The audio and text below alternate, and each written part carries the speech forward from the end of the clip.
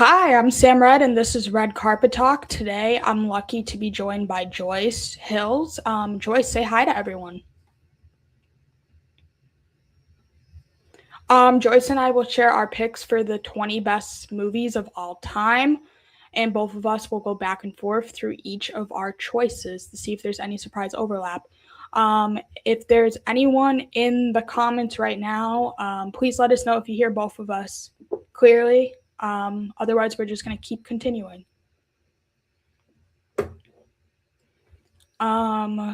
Joyce,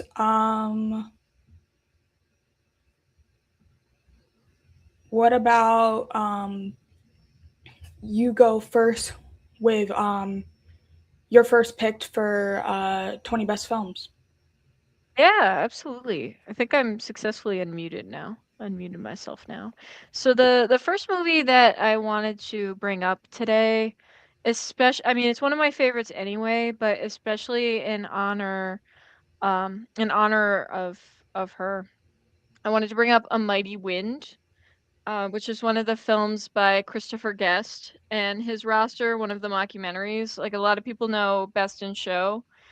But I wanted to bring up A Mighty Wind for Catherine O'Hara. It's a mockumentary about these folk singers, and they're uniting for a memoriam concert for their producer throughout the years. It's one of my favorites of his because it's as funny as all of his are, but it's also very heartfelt. And I was watching it shortly after Catherine O'Hara had passed, and her performance in it is spectacularly funny, but also really moving. So I wanted to bring that up. Are you familiar with like the Christopher Guest stuff, Sam? I've seen Best in Yeah. Show, and I've heard about Waiting for Guffman. Is that the other one? Yeah. Yeah, that one's But great. I'm not familiar with this one at all. So you're totally putting a new movie on my radar. Yeah, please do give it a watch. Like everybody kind of knows Best in Show. Waiting for Guffman is also hilarious. I love Mighty Wind. It's very, very funny. It has some really good improv in it. Eugene Levy's character in that movie is one of the oddest performances I've ever seen, and it's spectacular. Um, so Good that would to that would be the first one. good to know. Wow, you started with a with with one I'm not familiar with. I like though when I get stumped a bit and then like people Mm. put new things on my radar. Um, since I don't want to like toot my own horn of being like I know a lot, but like I but I do like to learn more in general, and I like that you were shining a light on Catherine O'Hara since she did pass somewhat recently. Um, and she was like a one of a kind talent that was like cross generational and just was consistently till the end, like delivering on like giving good work. She was amazing. I've been getting into improv recently, so I have so much respect for her, like performers who do improv, but especially for her. She was so effortlessly funny. She had so much confidence too. She was just amazing. We miss her. I do for sure. And there's some shows that I'm watching where she's in it, and it's like I don't know how they're gonna address her like her just being gone now. It's just like it's Right. gonna be so sad, honestly. Um, but yeah, I'm so. Do you want to say more, or should I get into my first choice? We can alternate if you want. Like if you want, I'll do one, Yeah, you do one. no, We I can do that. definitely want to alternate, but I just wasn't sure if you had more to say about that specific film or not. Oh, I see. No, I think and like I wouldn't want to spoil it for anybody who hasn't seen it. So I Okay. I would I would just highly recommend it.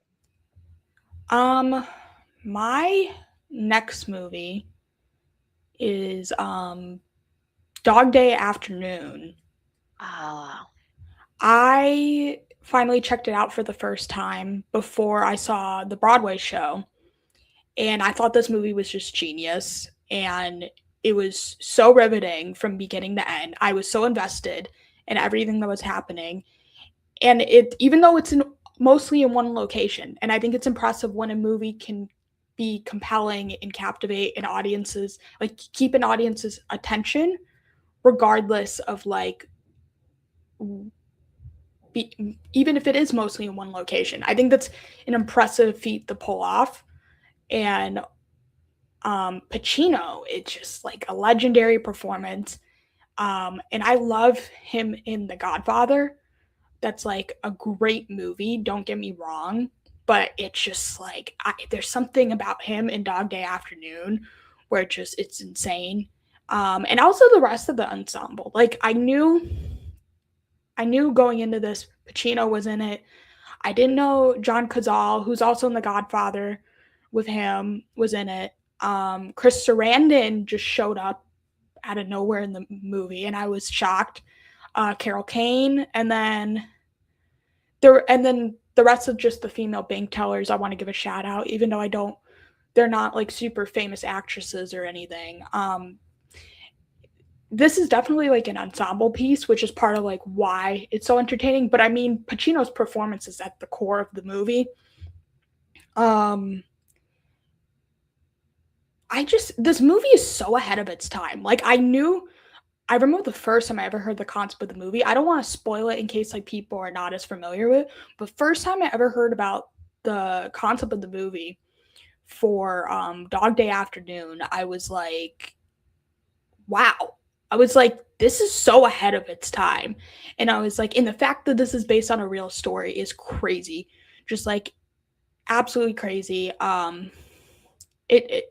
It shows just the overall complexity of humanity, this movie. And I think we see like the struggles of working class people, people of color, and most importantly just the LGBTQIA plus community.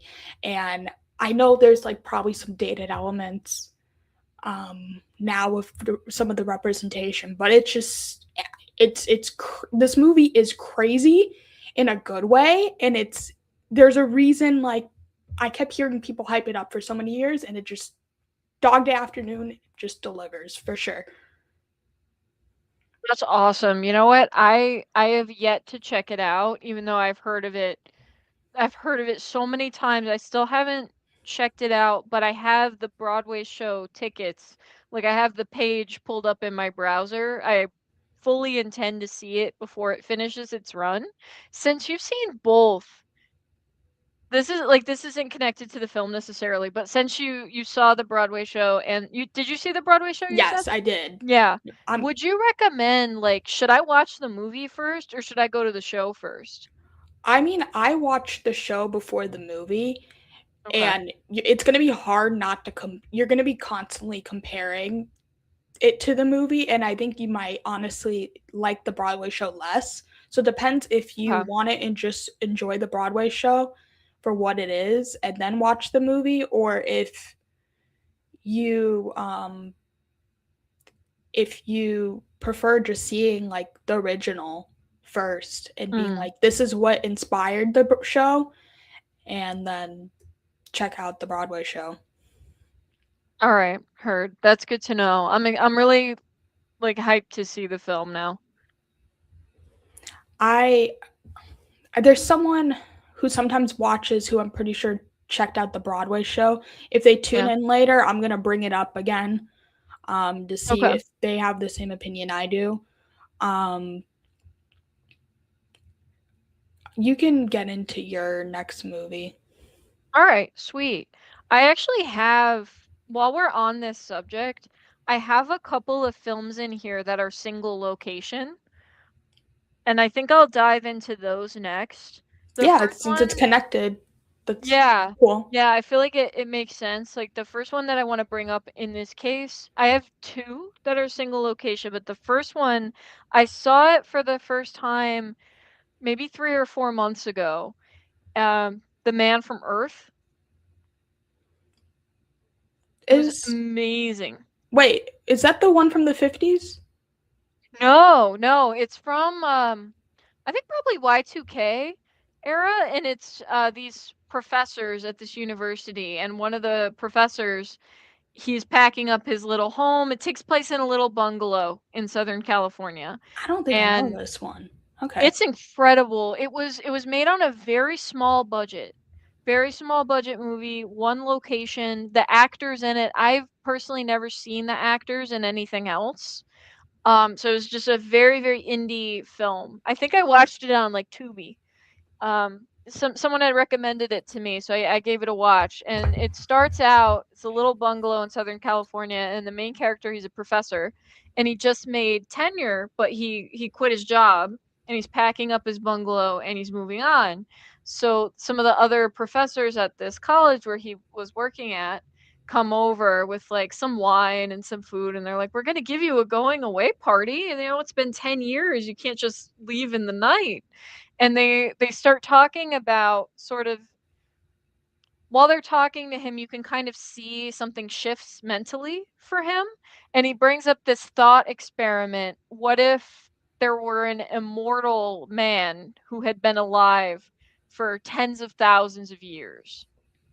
And he's asking them, what would he be like? What would he think? What would he remember of his origins? And they're all kind of like philosophy or like sociology So this professors, is and they're all like, sci-fi? it is, but it's just in the one room. I like a good sci-fi. Sci-fi is one of my favorite genres since like you said Yeah, it touches on like philosophical ideas. Sometimes philosophical ideas that like we've been discussing since ancient yeah. times. That's why I like why sci-fi is my number one genre. Mhm. Um so interesting. Yeah, like I'll say a couple things about it, but I'm not gonna say anything about the plot because to be honest, I didn't know anything when I put it on. And I think that that's the optimal state of mind to go into it. Just not knowing almost nothing and just starting the movie. One of the things that I will say about it though, I always get a little salty when someone says something like a film can't have too much dialogue, or a film can't be only dialogue, or films should, like, sometimes you'll talk to people and they'll have very rigid rules for when they read a screenplay or when they kind of picture the screenplay, like how much dialogue should be on the page. This movie is like 95% dialogue, and it's fantastic. Like, I don't dismiss movies that could be a play because of all the dialogue, because there's Agreed. still ways to create a mood through the camera, and it can still be magnificent, and this is one of them. Every picture that the movie paints is like through the mood and the lighting of the bungalow that they're in, but also through the words, and it works. It's amazing. I like that both your picks so far are like stuff I'm not totally familiar with. I think you and I will probably have overlap later on, but I Yeah. think this is I like that we're starting with like completely different ends of the spectrum right now. Um unless you have more to say, I might move on to my next pick. Yeah, the only other anecdote is this movie kind of helped me realize that my top genre is still sci-fi, but what I'm interested in has changed. It's kind of shifted from the typical what if we discover another species out in space and they work this way and then we think about ourselves, that that kind of extraterrestrial setup. It's moved from that into an interest in deep time. I'm really interested in time, deep time, what has happened, how time can be compressed, the difference between the sort of geological time, which is just millions of years, versus our lives, right, which are not even a fraction of that. So this movie kind of did that for me. It just really shifted my interests. So Um I'll say that as well. Somewhat on topic, since you said sci-fi is a top genre for you, do you have like since I have like a top three genre, like I know my top three Mm. genres, do you have like that as well or no? I don't know, honestly. Like, I have just sort of movies with vibes, and I would say that vibe. I love that vibe, but it's also my taste is getting into a weird place where I can cherry pick from movies things that I like, but I can't take the whole thing. Like I'm trying to mentally create subgenres that speak to me from like pieces of movies. if that makes sense. So I think it's probably mostly sci-fi. Um, and I wouldn't say just like general comedy or anything. I would say maybe mockumentary. Mockumentary might be my second favorite Well, that's genre. probably why Christopher Guest appeals to you. Yeah, Christopher Guest, documentary now. Like I love that. I love that genre. So now I'm thinking about it. I would say that's probably number 2. I don't think I would have a third. Since for me it's like sci-fi, um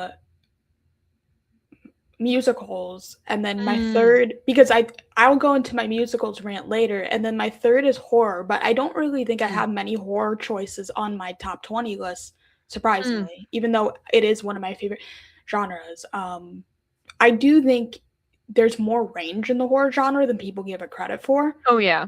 but yeah, I don't, again, I'm gonna go through my list. I don't think I have any horror now that I think about it, which is pretty crazy. um But I do have like thriller, I think, but that's the closest I get. Mm. Um, is it okay if I go to my second choice? Yes. Yeah, totally. So I'm gonna go with a really controversial choice, and I think I can't wait for people to hear this and be like, "This is seriously one of your 20 movies." I'm going with Promising Young Woman, which I know is gonna have reactions. Emerald Fennell is like one of my favorite directors, if not my favorite female director. She just is very provocative and she doesn't care. And it's not even just in the movie, like in the medium of like movies. It's also like in TV as well. Like she took over for Phoebe Waller-Bridge on Killing Mhm. Eve season Mhm. 2, and Villanelle is one of my favorite performances ever. Like Yeah. Jodie Comer in that show is amazing, Yeah. and I my one of my other favorite like female protagonists of all time is Cassie, Promising Young Woman, and Emerald Fennell is attached to both of those female protagonists. But yeah, I remember when Promising Young Woman came out.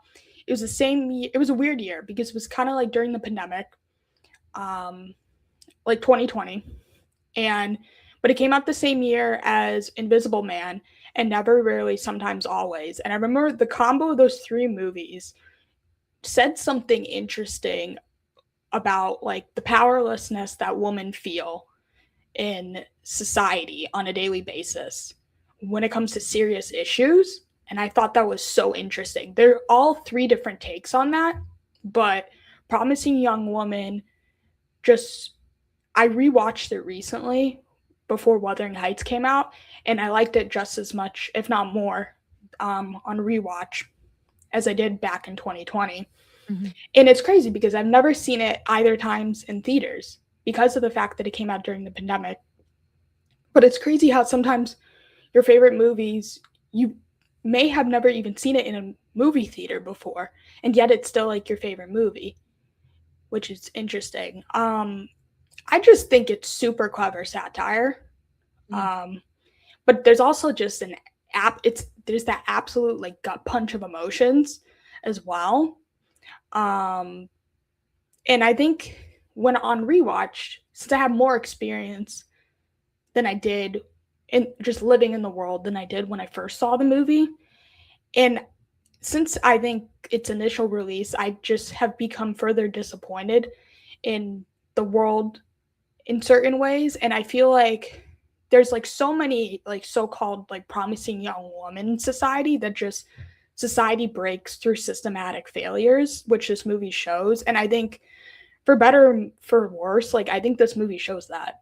Like, so I know I'm getting in a more like heavy or topic, and like it's a very controversial choice, especially given the ending of the movie, which people like to debate.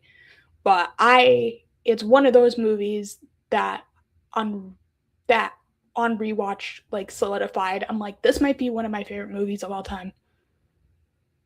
No, honestly, I have to say, like, this choice, it shouldn't be controversial because this movie's outstanding. And I don't know, it's hard to add to that because I completely agree. And the ending, like, people debate the ending, but this is also stuff that really happens Yeah, to exactly. women.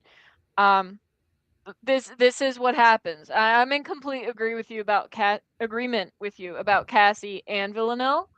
And Villanelle kind of gets the same treatment too. Like this is what society does to women, especially women who fight back. So we can debate the ending, but we should also debate the society that this movie takes place in, and the issues that it highlights, like you're saying. So I completely agree. I also love Emerald Fennell. I think she's a phenomenal director.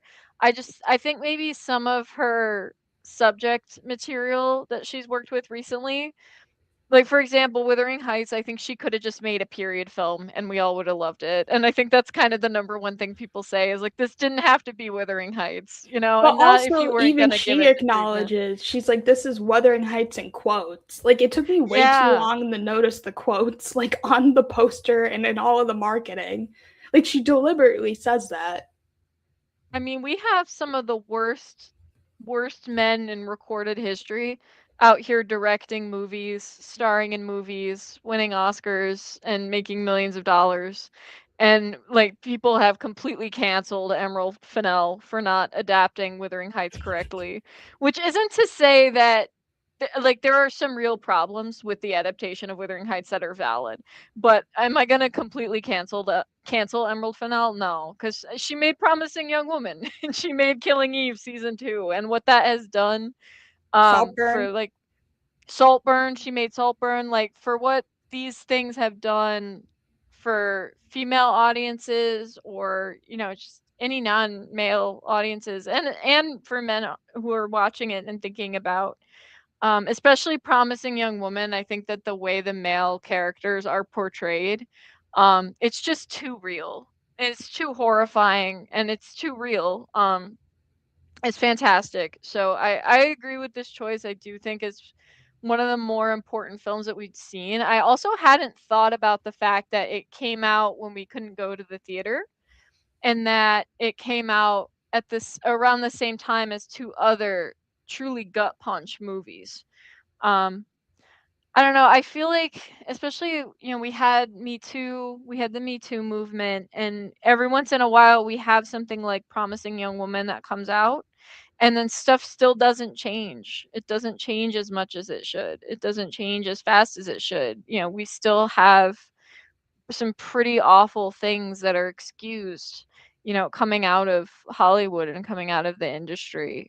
People who are still working who shouldn't be working. And Promising Young Woman, that makes it like 6 years old now. And I just feel like I wish I was living in a world that had paid more attention to that kind of message too. I'm So glad it was, I think, nominated for Best Picture, I think, at the time. yeah. And I think it won screenplay, if I recall Hmm. correctly. Yeah. And it's like, I'm glad it at least won screenplay, but it's also kind of like, I, for me at least, I know it wasn't going to happen, but I would have been voting for that one to win the Oscar that Yeah. year, honestly. Um, I'm curious what I can't remember what did. This would have been 2021. yeah, I think it was against Sound of Metal, and then Oh, okay. I don't think Coda won. I think Coda won the. Oh, it was Nomadland. I think. Oh, okay. Yeah. Yeah, yeah. Yeah. Nomadland. Yeah. Yeah. Yeah. Nomadland one. Francis. We Yeah. love Francis. Yeah. We love Francis. We love Francis. We love Chloe Zhao. Yeah. Yeah. But yeah, I would still vote for Promising Young Woman. I remember that lineup since I always watch all the Best Picture every year, so I'm just like, yeah. Yeah. But we can move on. The way you and I both reacted to Nomadland, we're like, It was like two. And it was also like, wait a second, I should say something. no, I don't want to go on my rant right now and totally derail this convo. That's part of why I stopped myself. I was like, I'm not gonna I derail. know. Is it my turn? Yeah, it is. For third Okay. choice. All right, so then the next one that I will bring up on the topic of things that take place in a single space would be Coherence. Have you ever seen Coherence? No, I was about to say, what's that? It's another indie film. Again, like Southern California, very indie film, and it was the director. He shot everything in his house with one camera, no lighting crew, no sound crew, nothing. And he cast friends of his who were improv actors. And he shot it in 1 week, and he would give them a summary every day and say, this is the stuff that needs to happen. And then he would just point and shoot. But it's a science fiction film, and it's these friends having a dinner party, but there's this astrological event that's happening outside. So things start to happen. And it's fantastic, and it's one of the best endings ever. It just doesn't have a right being that good. And I looked into this because I was like, how did they do this? Because there's so many twists and turns, and there's so many, like, I'm not gonna say anything. Like, for anybody who hasn't seen it, I'm not gonna say anything. Um there's so many twists and turns, there's so many things that pop up, and there's so much that happens at the front of the movie that doesn't make sense. And you're watching it happen, you're like, what could the explanation for this possibly be? And then you just slowly watch it unfold as the movie's going on. And it's just one of the best. I guess the director, he didn't write a script because he knew he was gonna cast his improvisers as the characters. So he spent like a year plotting out what was gonna happen and when, and plotting out his shooting schedule. And that was how he prepared for this film. And it's absolutely outstanding. An amazing ending that is like, it was honestly like, it was a bit of a horror. It's mostly a thriller. It's a science fiction thriller, and then by the end you're like, that was actually a horror film. And it has a lot to say about, especially the protagonist. It has a lot to say about regretting things that have happened in your life, like wishing that this could have happened differently, and then getting the chance to see what that feels like if things had actually worked out better, and then Mm, realizing life is life, like, stuff happens. You might think, "Oh, if only I had had that one, meeting that I had to cancel, or if only, I hadn't gotten sick when I was supposed to be on stage, my whole life would be different." that's Like, we all interesting. kinda do this, but Yeah, ultimately, life is life, and, like, it's gonna kick everybody, and that's just the way it is. It was outstanding movie. I don't know if this is connected, but I don't know why when you brought that up, the video game Life is Strange popped up in my head. That has been on my playlist for so long, and I know it's a similar theme. I know I haven't played the game yet, sadly. It's I been haven't on my list for either. so. I just remember Yeah. watching the watch-alongs, and Mhm. it's finally being adapted into a TV show. I can go and do a Yeah. full rant on it. I'm not Mhm. going to, but like I think stuff like that is fascinating for Yeah, that I know it's type a of very theme. similar. Yeah.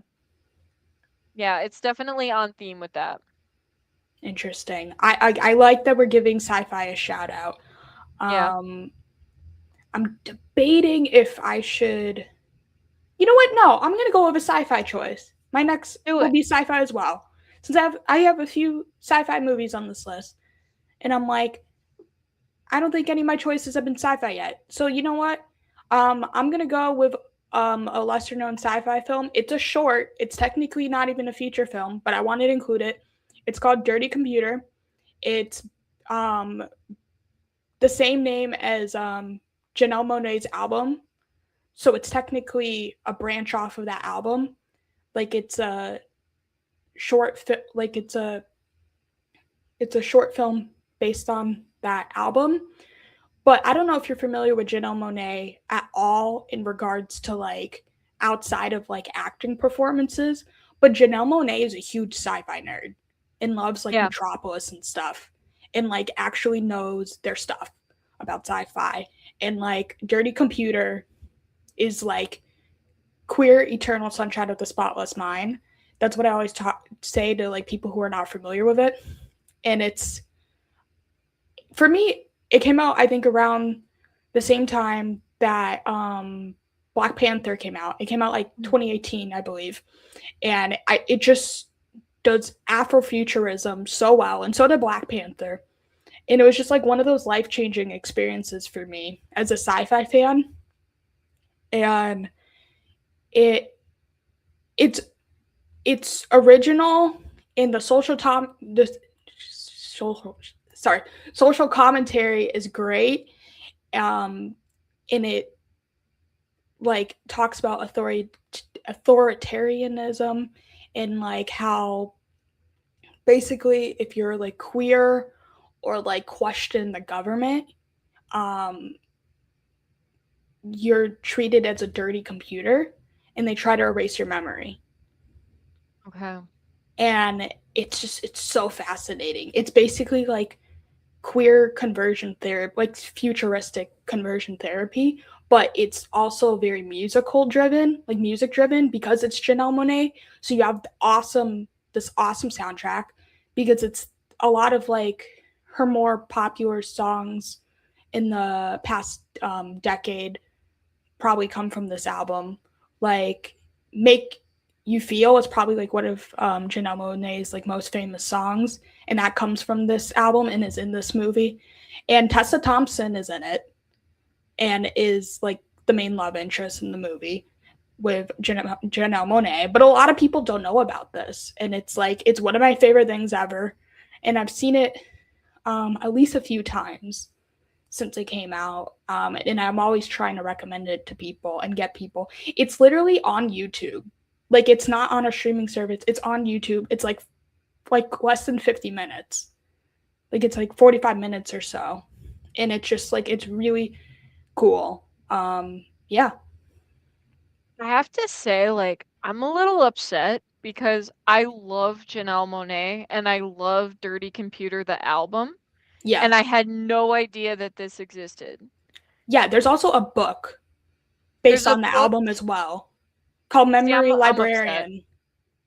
Oh my God. I'm gonna dive so deep into the it's not I don't know how I didn't know that this was something I could watch. I will be watching this tonight. I'm not kidding. I love that album. I love Janelle Monáe. I did not realize that this was out there. Thank you for bringing this to like people's Of attention because I course. genuinely had no idea. And I already am familiar with and love these things.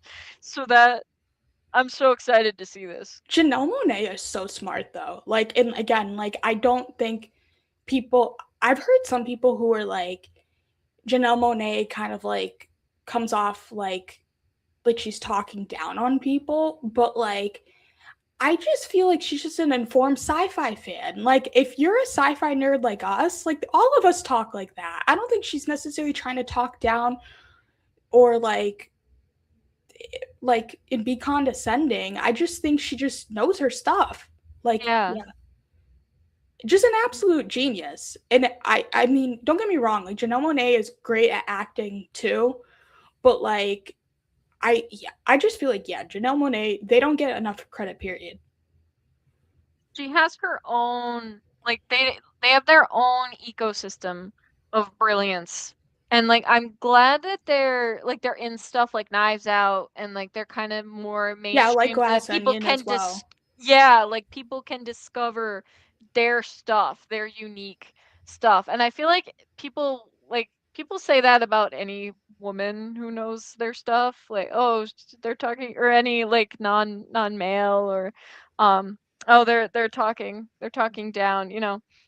So that's never bothered me. Like I think Janelle Monáe, they're really really brilliant and they have kind of their own world that they come from. Even like Um the Halloween costumes, like her I don't know if you saw yeah. the Fifth Element Halloween costume as the opera singer is like it's like Heidi Klum level. It's They insane. just so under celebrated. I agree. So under celebrated. Thank you for bringing this up. I can't wait to watch their film now. This is It's cool. It's a cool vibe. It's mm, yeah. And it's genre bending because it's like it's again it's like it's technically sci-fi, it's technically musical. Yeah. Yeah. It's cool. But yeah, if you like the album, you're gonna like this. yeah, I can't wait to check this out. What's your next choice? All right, let me go down my list and see if there's anything. I don't know if I can follow Janelle Monáe's vibe with the rest of my list because it's too fantastic of a vibe. I'm gonna try to find something that isn't totally. You know what? Um I think I'll bring up now. There's never like a safe time to bring up The Lovely Bones, but I did want to bring up The Lovely Bones. Is that with Um Saoirse Ronan? Saoirse Ronan. Yeah, like unfortunately I had never read the book, but I saw The Lovely Bones, I want to say 15 years ago, and I don't think there's a week of my life that goes by where I don't think about it. It was it just completely destroyed me. I found it really haunting. Also just strangely like healing. So I did want to bring that up. It's hard to I felt motivated to mention it. It's hard to talk about it so much because it's still scarred me so badly. But that movie is amazing, and I still see things about the making of, and it was really difficult for the actors to make. And it's just one of those things. I think you don't see a movie that heartbreaking or that upsetting twice in your lifetime. Yeah, It really that's moved fair. me when I saw it. I've never recovered from it. I never got over that movie. Interesting. Yeah.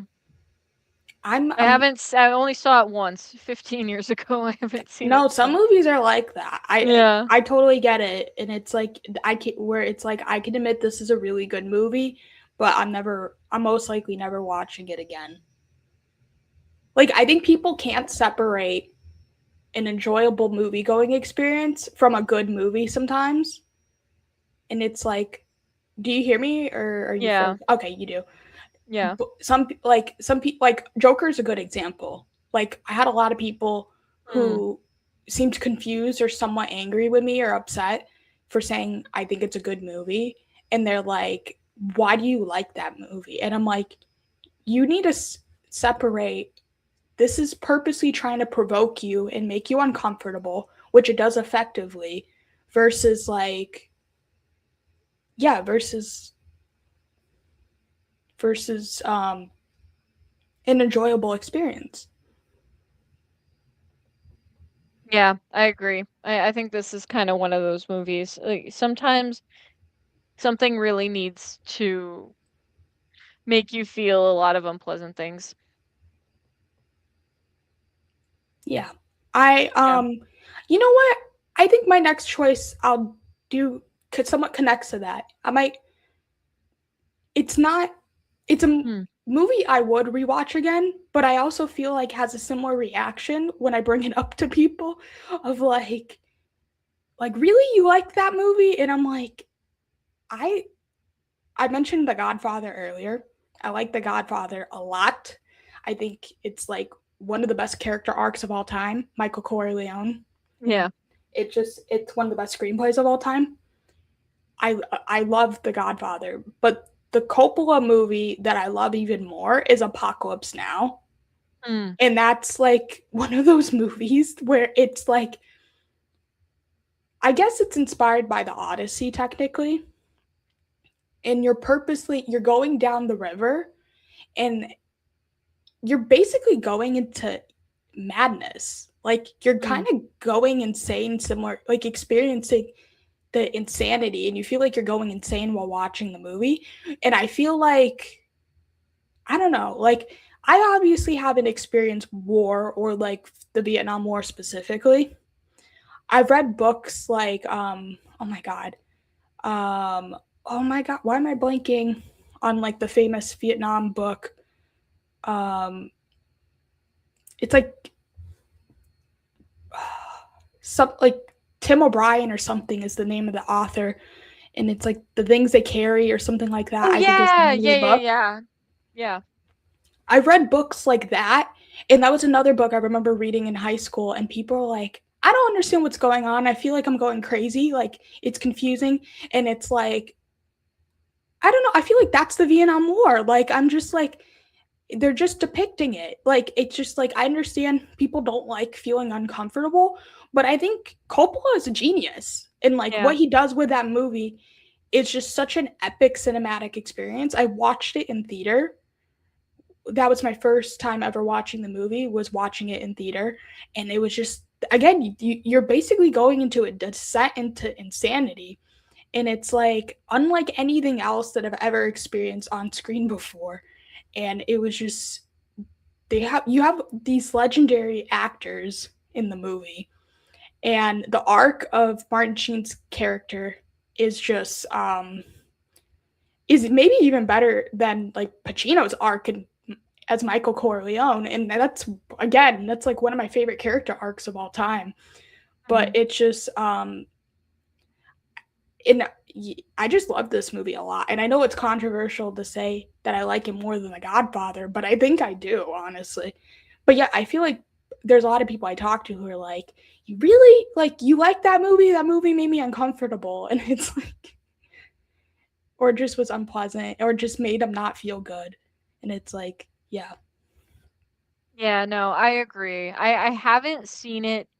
I haven't seen it in a while, but I'm really inspired to give it another watch. I don't know if I've seen it like post being a teenager, and now I'm really interested, like seeing it as like an alleged adult. I'm really motivated to see it again. It's cool you got to see it in theaters. I would love to see it in a theater. That would be I amazing. There's something about the Vietnam War. I can't explain why. Like, I don't hate war movies. Some people I talk to like don't like war movies at all. Yeah. And it's like, I understand if you don't like this movie, but there's something about the Vietnam War, whether it be this movie or the thing, again, the book, The Things They Carry, and the author who did The Things They Carry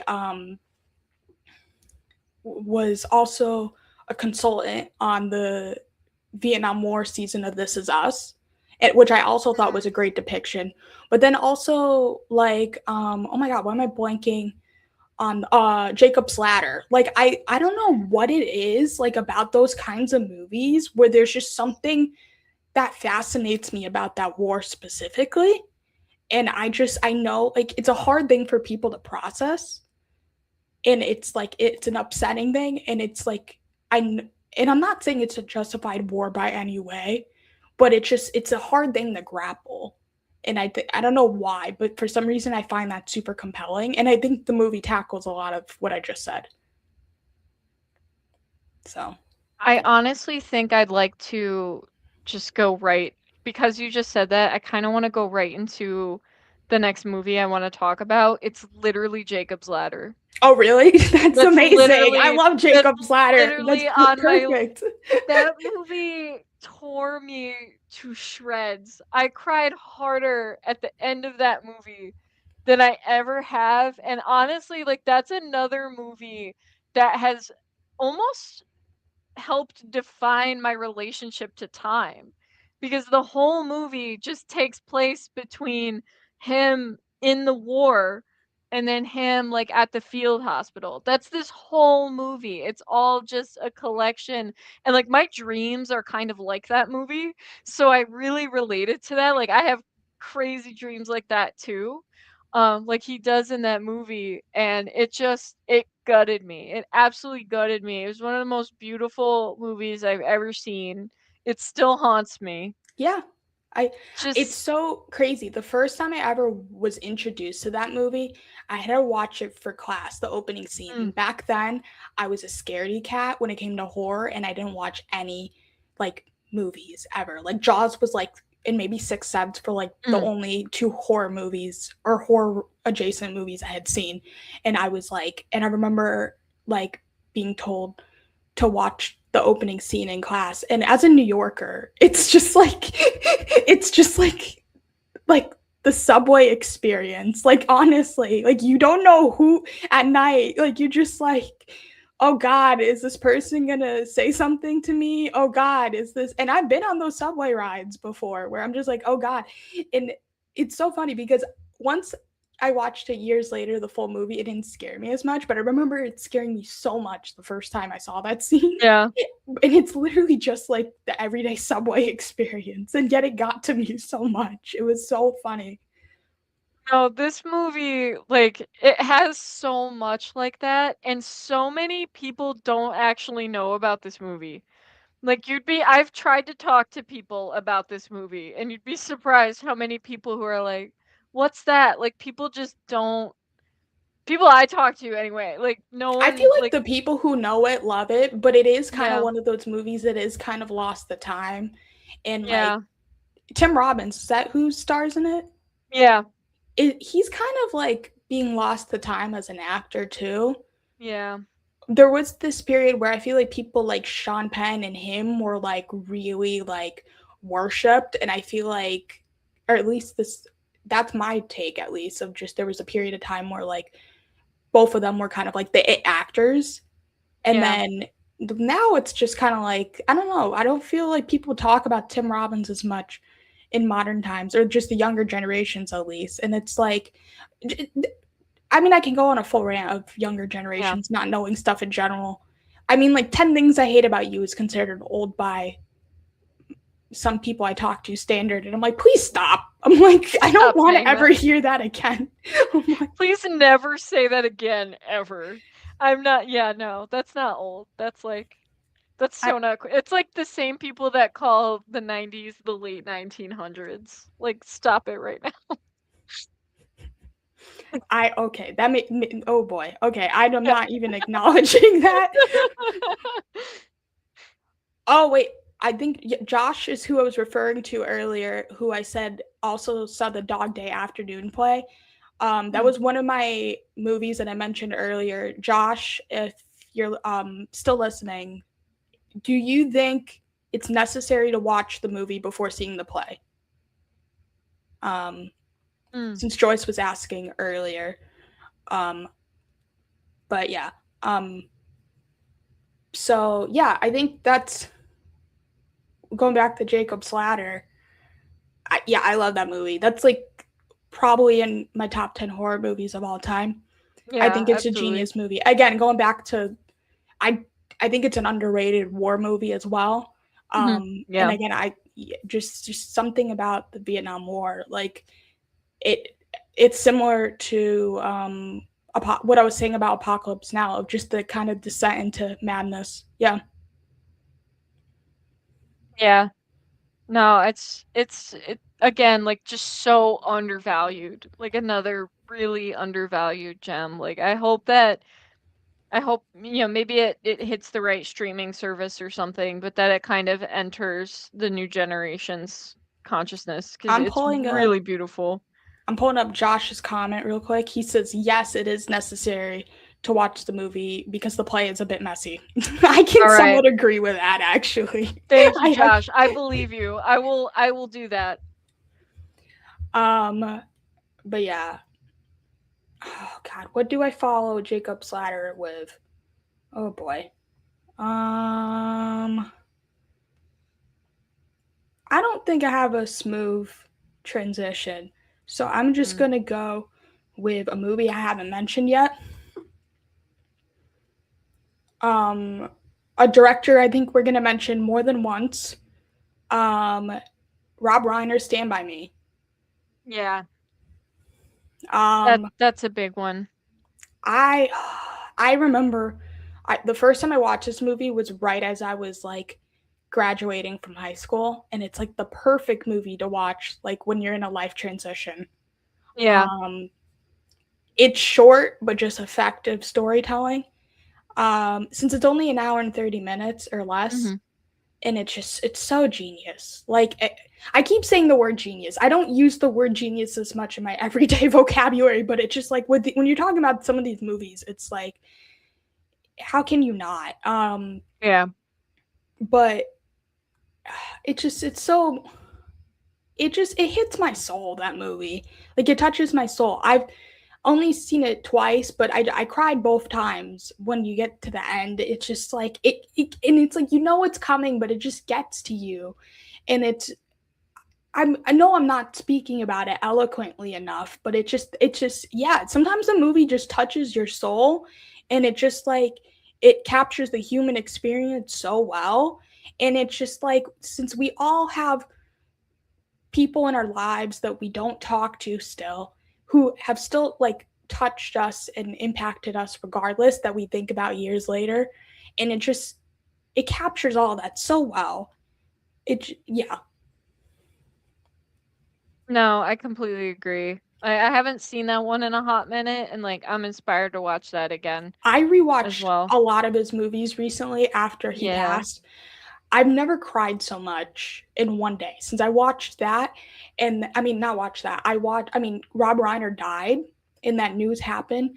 And then I watched Voice of Hin Rajab in the same day. And I just was crying about like all of the atrocities of the world and like absorbing everything in just one day. And it was just so cathartic to have that experience.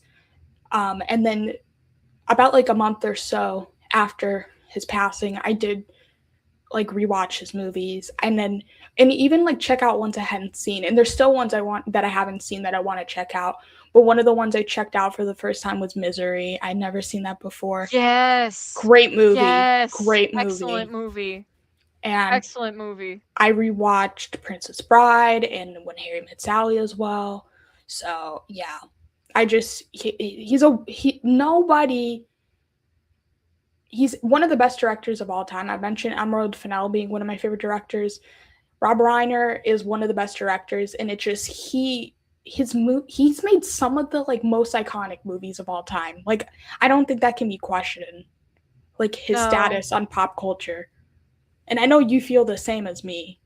So yeah, Yeah. Absolutely, to Rob Reiner. Um, he really, I don't know, everything kind of follows what he did to this day. Like everybody's trying to make the perfect movie. Like even though like culturally, like culture change, like culture has I wouldn't say it's changed, I'd say it's improved in a lot of ways. Um, our expectations for like representation have improved. So things change, but like his movies are so tied up with a bow. And yeah, any filmmaker, any audience member, like we're just looking for that feeling in every movie now. yes, that his movies give. I Yeah. agree. Yeah. Well said. I can't follow Rob Reiner. I was thinking though, because we were talking a little bit about New York with Jacob's Ladder. Ooh, So I want to bring up my next movie actually as a trio of three okay. I movies. have a New Because York movie as well to yeah, for this that's what I combo. wanted to, I'm really curious what you're gonna say about And this I because wonder if it's this the same movie with in both of our lists. Actually, now that I think about it, go off. I've spent so much time thinking about what is truly the most New York movie. Like, what is it? What is the movie that best captures New York? And basically, this is like one of the only things I've taken this much time to like rank.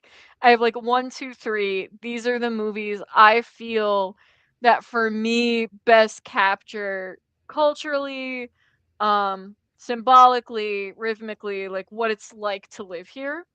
So the like I'd like to say them like as one, if that's Okay, okay with I'll you. say And I'd mine as rather well. and then we can have like a discussion about like what is more New York rather than the Okay. actual film because I feel like these are all pretty well known movies. So then Okay. we can just kind of I don't know, maybe you'll be surprised, maybe you'll be like, yes, I don't know. I've spent a lot of time thinking about this though. And I don't think I've ever discussed it with anyone, so I'm excited to discuss it. So I'm gonna go three, two, one. And the third movie that for me feels like the most New York movie in terms of the pace at which we live here, I think is Uncut Gems.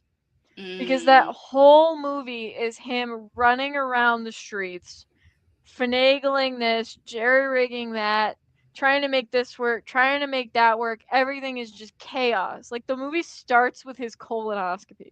Like it's the whole movie is complete chaos and trying to pull something off. And like I feel that pace and that rhythm when I'm just like going to do my laundry. Like I feel that level of chaos some days. Cuz like that's just living here, you know? You know what's So, crazy is mm, I feel like I'm so used to the chaos mm, since I was born here and then I lived in a mm, different state for a bit, but I'm so used to that level of like chaos and stress that like the movie didn't stress me out at all. So everyone mm. like going into it was like, this is one of the most nerve-wracking movies ever. And I'm like, I'm just yeah. You're like, "This is a Tuesday. This is fine." But continue. Like, it is, though, it is, like, and if you were from here, or you've been here a really long time, it doesn't really do anything to you. For me, it was one of the first things I thought about when I moved here. I was like, I feel that pace for the first time. But then I would say the second movie that, for me, captures, I think, symbolically New York is, I'm a big Birdman fan. I thought Birdman, because it felt like the whole movie really felt like just being in a little theater. Like when you're going up the little tiny steps that you feel like you can't fit in, and like this little room above the theater. And then when he's running through Times Square later, it felt very much like it came from a theater in New York. I love Inuyutu anyway. Like Birdman is not my favorite movie of his, but I think it, like, for me, it's number 2 in most New York movies. I I haven't seen that movie since it came out, since Mm. I watch all the nominees, but I remember liking it and being a defender of I think Birdman deserved the Oscar over Boyhood. And I remember at the time thinking that. And now I haven't seen it in quite a bit. I've rewatched Boyhood since then, but I haven't rewatched Birdman. I wonder if that opinion is still the same or not. But Mm. Birdman, I do remember the running through Times Square and stuff like that, but I Yeah. don't remember it as vividly as I would like to, honestly. But I Mm. do like the movie. Yeah, it's great. Like, it's number 2 for me, but for me, number 1, the number 1, like, this is the most New York thing I've ever seen, is Can You Ever Forgive Me with Melissa McCarthy. I still haven't seen it, but I've heard of it. Yeah.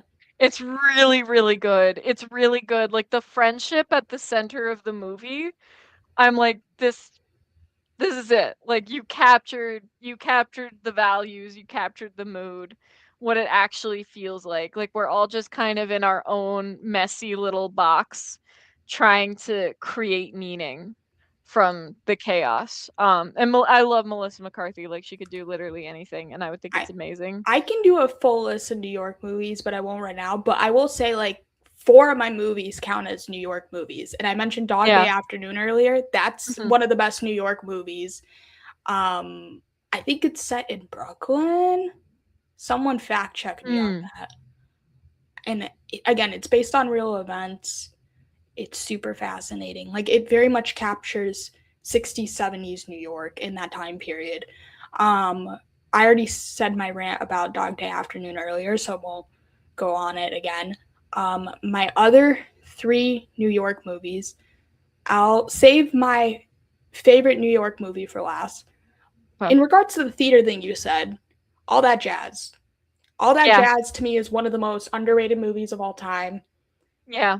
I Bob Fosse, man, is just like because what he's doing with this movie, it's like it's not a biopic, but it is very autobiographical.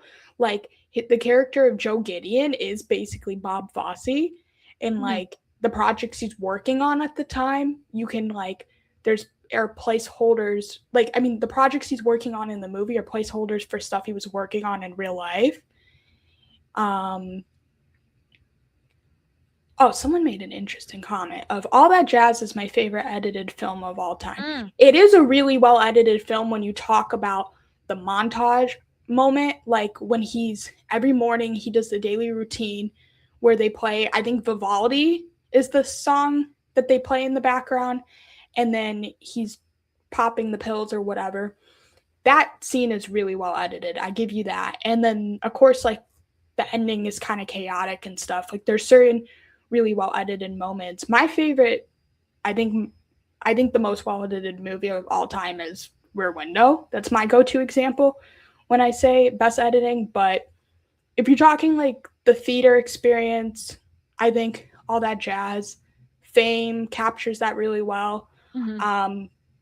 But yeah, it's like Bob Fosse is so self-aware of his flaws, and he puts it like on blast in this movie. And it's so beautiful but so powerful and heartbreaking. And he criticizes himself, he criticizes the business and just humanity as a whole so beautifully. And it technically counts as a musical. Like, people have a very closed-minded idea of what a musical is. This is a deconstruction of a musical, but it is a musical. And it's like, yeah, there's so much going on with this movie, and it's just so, like, there's so much to process. The first time I watched this, I was like, I don't know what to think of this movie when it ended. And then the more I thought about it and then I rewatched it, I was like, this is one of the best things ever. I was like, but so for me, that's what I think is one of the best when it comes to like the theater community of New York. And just the opening scene on Broadway, when you see all the audition the all the people auditioning to be in the play, that montage is great. um it's just genius. The But yeah, I it's very influential. There's one number called Take Off With Us, which is super influential in pop culture more than people realize, because Paula Abdul's music video Cold Hearted was inspired by that Mm. scene. And then Ariana Grande's music video for oh my god, what was it?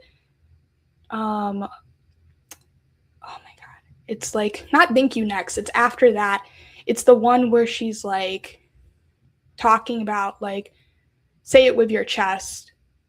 Oh my god, Ariana Grande, Say It With Your Chest. I'm trying to remember the name of the song real quick. Why am I I blanking on it? know what you're talking about too, and now I'm also blanking, but like I'm Oh, Yes and. That music video yeah. also pays homage to Paula Abdul's Cold Hearted music video and Take Off With Us. Like, it's so part of the pop culture more than people realize. Mm. Like, the aesthetic of all that jazz, and like Bob Fosse's just style of like dance in general is so influential. Like Michael Jackson, that's one of his influences when it comes to like just as a performer.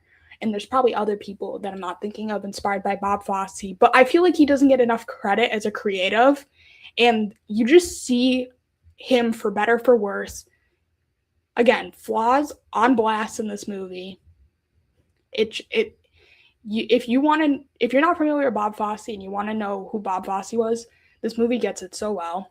And then um my final New York movie, which is it just in my top 5 movies of all time, is Do the Right Thing. I feel like that's the best New York movie of all time, and it's just hard to top that. I mean, I talked about Dog Day Afternoon being ahead of its time earlier. This is another movie that just was ahead of its time, Do the Right Thing. And it's unfortunately still relevant, the social commentary and the things being touched on in the movie. And it's similar to Dog Day Afternoon, where it's like it's mostly in one location, but yet it's still interesting.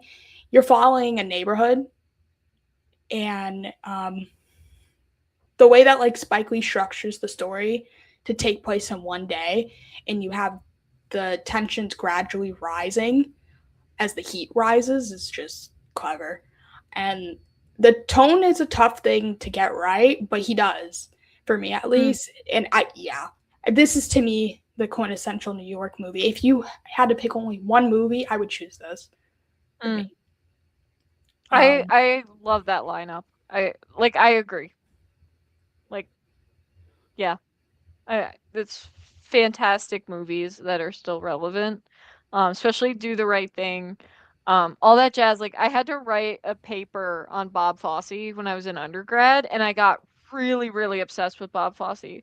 And all of the women in his orbit because they're all such powerhouses. like Anne Um, Reiking and Anne Reiking, Gwen Verdon. Gwen Verdon, and also someone who she was his second wife, but she was in Oklahoma. She was like one of the first comedic musical dancers ever. She was a classical ballerina um, for American Ballet Theater. Joan McCracken. Hmm. She Oh my god, I'm, like, waiting for the Joan McCracken biopic because she was outstanding. She was so funny. She was such a talented dancer, and she was famous when she met Bob Fosse and they got married. She was the famous one. She was famous for musicals, she was on Broadway. She had, like, a comedic style of dancing that people just didn't Hmm, have, especially not women. interesting. She was outstanding, and her terrible story. She was highly diabetic, type 1 diabetes, and at the time, obviously, like, there's just no treatment. Like, they didn't even really know anything about it. So she just got sicker and sicker and sicker, and, like, Wow. the demands of her schedule too, like, she would dance, like, 14, 16 hours a day, like, she got so, so sick, and she passed away, I think, in her 30s. She was Wow. really, really young, and she put Bob Fosse forward because she knew he had talent, and she knew that he was gonna be a huge deal, and she was the one who introduced him to the right people, who got him, like, his chance to choreograph and to dance. Like, she built his career, and Wow. she was Thank you just for like informing me about that. That's I'm you said nobody Joan. knows Wait, what was about her her. last name? Joan McCracken. Joan Nobody McCracken. knows Okay. about her, and she is such an icon, and, like, if I ever amount to anything, like, I wanna make the Joan McCracken biopic. That's, like, one of my, like, highest dreams because she was so amazing, and so few people know about her because Bob Fosse got so famous right away, and then their marriage quickly fell apart, and then he got with Gwen Verdon, and then things just went on from there, and she just kinda faded into the background because of her health, and it's just really, really sad because she was so incredible, and just incredible. Her dancing was unreal. Like, when she would do jumps, she would just be in the air for, like, ever. Just amazing, Did you see amazing. Blue Moon? What's that? Did you see Blue Moon? I haven't seen Blue Moon. Since that's like Rogers and Hammerstein, everyone always talks about Rogers and Hammerstein, but then Yeah. Lawrence Hart, like people don't know him, and then until Blue Moon came out, really, and it's like I mean there are like the hardcore theater people and just like show tune people who know him, but it was like I feel like a lot of people knew the song Blue Moon but didn't know him, and it's like there's like important people like that who don't get the recognition as much. Um, No. but yeah, I realized I forgot my other New York movie. I jumped to Do the Right Thing and I didn't mention one of my favorite New York movies, which is Working Girl. Oh my god! I love Working Girl! Again, like, so underrated. I Yep. can't believe that's not on my list, to be honest. And I kid you not, I've been trying to find it because I've been wanting to watch it so much lately, and it's just not streaming anywhere right now. So I haven't found somewhere to watch it, but I love, love, love Working Girl. Yeah, So ahead of its time. So ahead of its time. Amazing.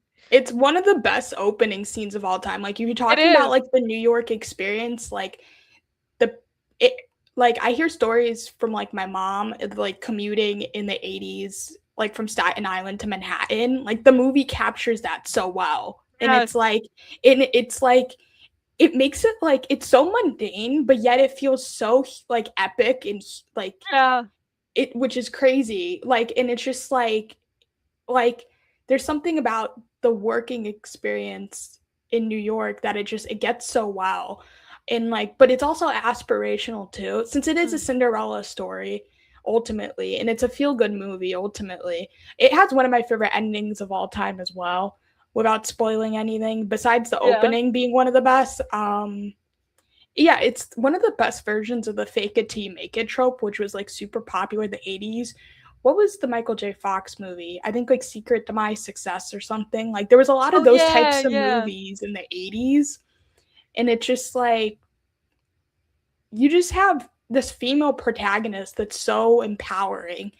And to me, like people talk about like Ellen Ripley and Sarah Connor, but I don't think people like Melanie Griffith and Working Girl or like Alex and Flashdance get the credit that they deserve. Like if you were in the 80s and like you watch these movies and you talk to women who like were alive during this time, like those are the types of movies they watch and they're like I felt empowered watching again Mhm. like Jennifer Beals in Flashdance, or I felt empowered watching Melanie Griffith in Working Girl. But it's like I feel like they kind of get lost in time, and it's like Yes. how important they were for the culture of the '80s.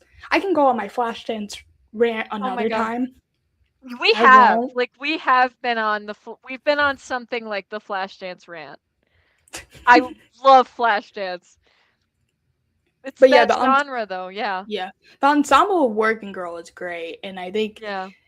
the the movie just has me smiling hard, like both times that I've seen it, and I just yeah.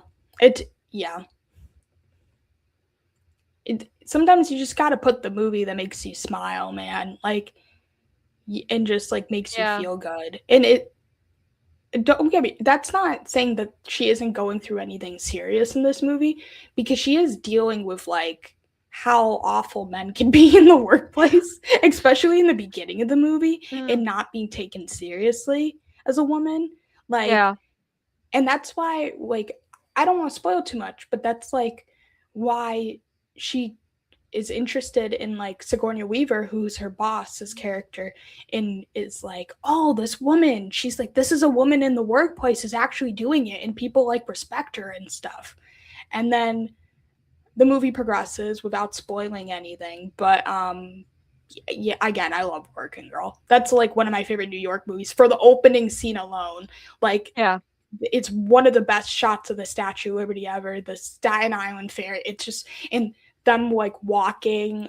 It's so cool. That whole opening sequence is awesome. Like her and Joan Cusack just commuting to work. Like again, it's so mundane, but just so awesome. I regularly quote Joan Cusack from that movie. She is my favorite. That's like my favorite performance from her. I love work. I'm so glad you brought Working Girl up. And it's like these movies have so much value, you know? Yeah, these female-driven movies that like kind of get lost the time. Yeah. That's amazing.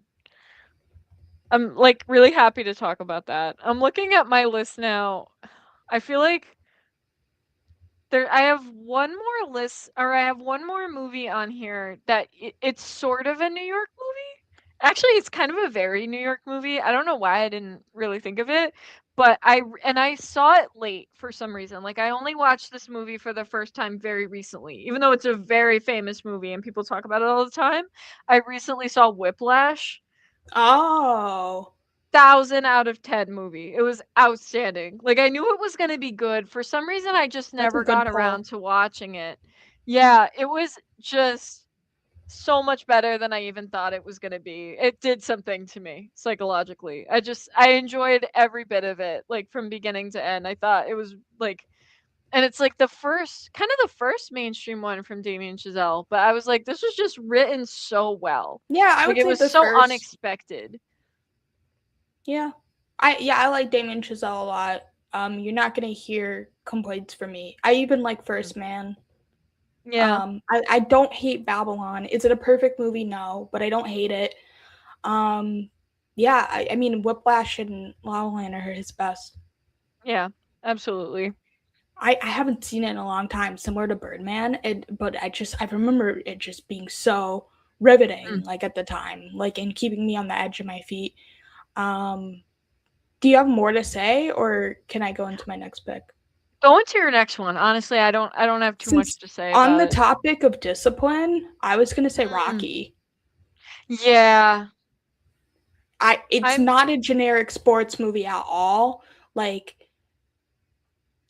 it is the ultimate underdog story, and it's just like honestly, like on and off screen, it's such an underdog story. The making of this movie, there's a reason there's a biopic in development that's I think coming out later this year about the making of this movie because Oh, it it's a is? story in itself. Yeah, it's called I I Play didn't know that. Rocky. Oh my god, I hadn't heard about this. Oh, I Yeah. can't wait to look that up. It's like it's an inspiring like sports movie, but the sport is like incidental to the movie. That's a good way of putting it. Yeah. I watched this with someone once who's like, I didn't like it since I don't like boxing movies. And I'm like, you're missing out on like the whole movie. I'm like, because one of my favorite parts of this is the couple, like him and Adrian. I know there's dated elements. They're like one of my favorite movie couples. And it's like I've talked about them as a movie couple sometimes and I tear up just thinking about it. Like Yeah. there's no other couple in movie history that I can think of really besides like maybe one other that I'll probably mention later where it's like we've seen them like age throughout different movies and it's like and grow into like into their older years and it's like I honestly want to see that with I know this is off topic but it's like I want to see that with Spider-Man and like Mary Jane and Peter Parker so badly because you see it Mm. in the comics and it's like I want that on screen of seeing them in with Tom and Dea being together in real life. I want that so bad the way we get it with Adrian and Rocky like they're Mm. and the fact that Creed managed to be just as good like Yes. a couple that was one of the things it's like you don't need to be a good sports movie you need to sell me on the chemistry of Tessa Thompson and Michael B. Jordan and be just as good as a couple but not a copycat and they did that and that's a They hard thing to did pull that. off. It was almost impossible, and they did it so well. It was I amazing. They love had the Rocky so much franchise. chemistry. I don't think Yeah. people realize how much I love the Rocky franchise and it's one of my favorite franchises period like I yeah is the No, I fifth love movie it. great no but No like one thinks it's great. I don't think anyone I think everyone would pluck the 5th movie out if they could, but that doesn't mean the whole franchise isn't great. and the theme song, not Eye of the Tiger. Everyone thinks Eye of the Tiger, which is the third movie, is the theme song. Gonna Fly Now is like one of the most empowering, uplifting songs of all time. I used to listen to it when I played hockey to pump me up before games. Mm, it's cool. I love Rocky, yeah. And I've went in person to to to Philly to like with to go on the steps myself and have a photo on Oh, the that's steps. awesome. That's awesome. I love that. It's empowering. Like the first movie, the other movies are minus the 5th movie, like just pretending, and then of course like the last true Rocky movie. Um, they're mostly like very triumphant, and then the first movie just has that very raw, just trying to make it with almost Yeah, nothing, trying to make it with no resources, but feeling like when he says, if I can just go the distance, if I can just hold my own in that space for the amount of time that it will be meaningful, I will be happy. And that's just like, it's just a knife to the chest. And it's something like we all feel at some point. Like, if I can just get there and stay there for long enough that how much I had to do to get there, it will matter. That's all I want, you know? And it's just that strength building. Like he's coming from a place of being like, I'm doing the best I can, but I have no resources. I'm coming from, nothing that could ever get me to that place, but here I am and I'm gonna try anyway. And it's that rawness that you don't get a lot. And like I think the story behind making the movie. that's the thing is there's something about like 70s filmmaking that's so gritty. The same thing with all Yeah. that jazz. It's a different take on that Yeah. grittiness. But it's like there's some that's why it's my favorite period of like filmmaking and like what's it called? Dog Day Afternoon is also from the 70s. Mm. Um there's something about just that time period and like the way filmmaking was done and just nothing tops that. Nothing tops that to me. No. I guess like if I should go into another one, um, this is from the 70s, so I'm gonna bring this movie up. I don't know if I almost feel like maybe you and I have talked about it. Maybe I'm confusing it with another movie though. There's this movie called Ordinary People. Oh, I've heard of it, but I've never seen it yet. Hutton. Yes. I Yeah. should watch it given that Robert Redford died recently. Okay, please go Yes. off on it. No, it's like it's one of the best. Like I got introduced to it because my mom watched it for psychology. It's one of the most recommended movies for psychologists because Oh of the way wow. therapy is depicted in the movie. It's very powerful, and it's also, like, it's very healthy.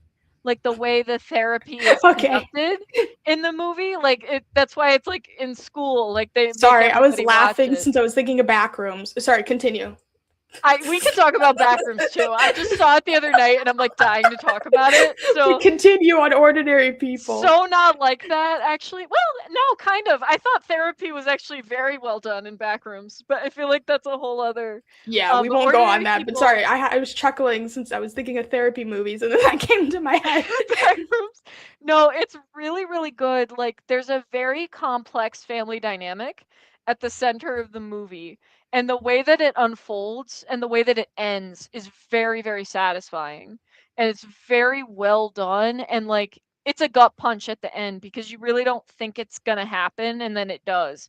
And I read about this movie in Story by Robert McKee. I don't know if you've read that book. It's a No. screenwriting, storytelling textbook. It's not just for screenwriting, it's for storytelling in general. I read it when I was in school. A lot of professors will recommend it. It's just a really good book about storytelling. And different things that you can do in different genres. Some of them are like not some of these books are not so good, but this one's very good. And I really enjoyed it, but Robert McKee broke down the script to ordinary people. And when I got to that part in the book, I had already seen the movie and I was like, yes, like all of this is true. But you realize, like, when you're watching the movie, when you think about, as a storyteller, when you think about A story and B story, right? So you have like your A story characters, like the Good main point. I people. hear about that with Ordinary People often. Yeah.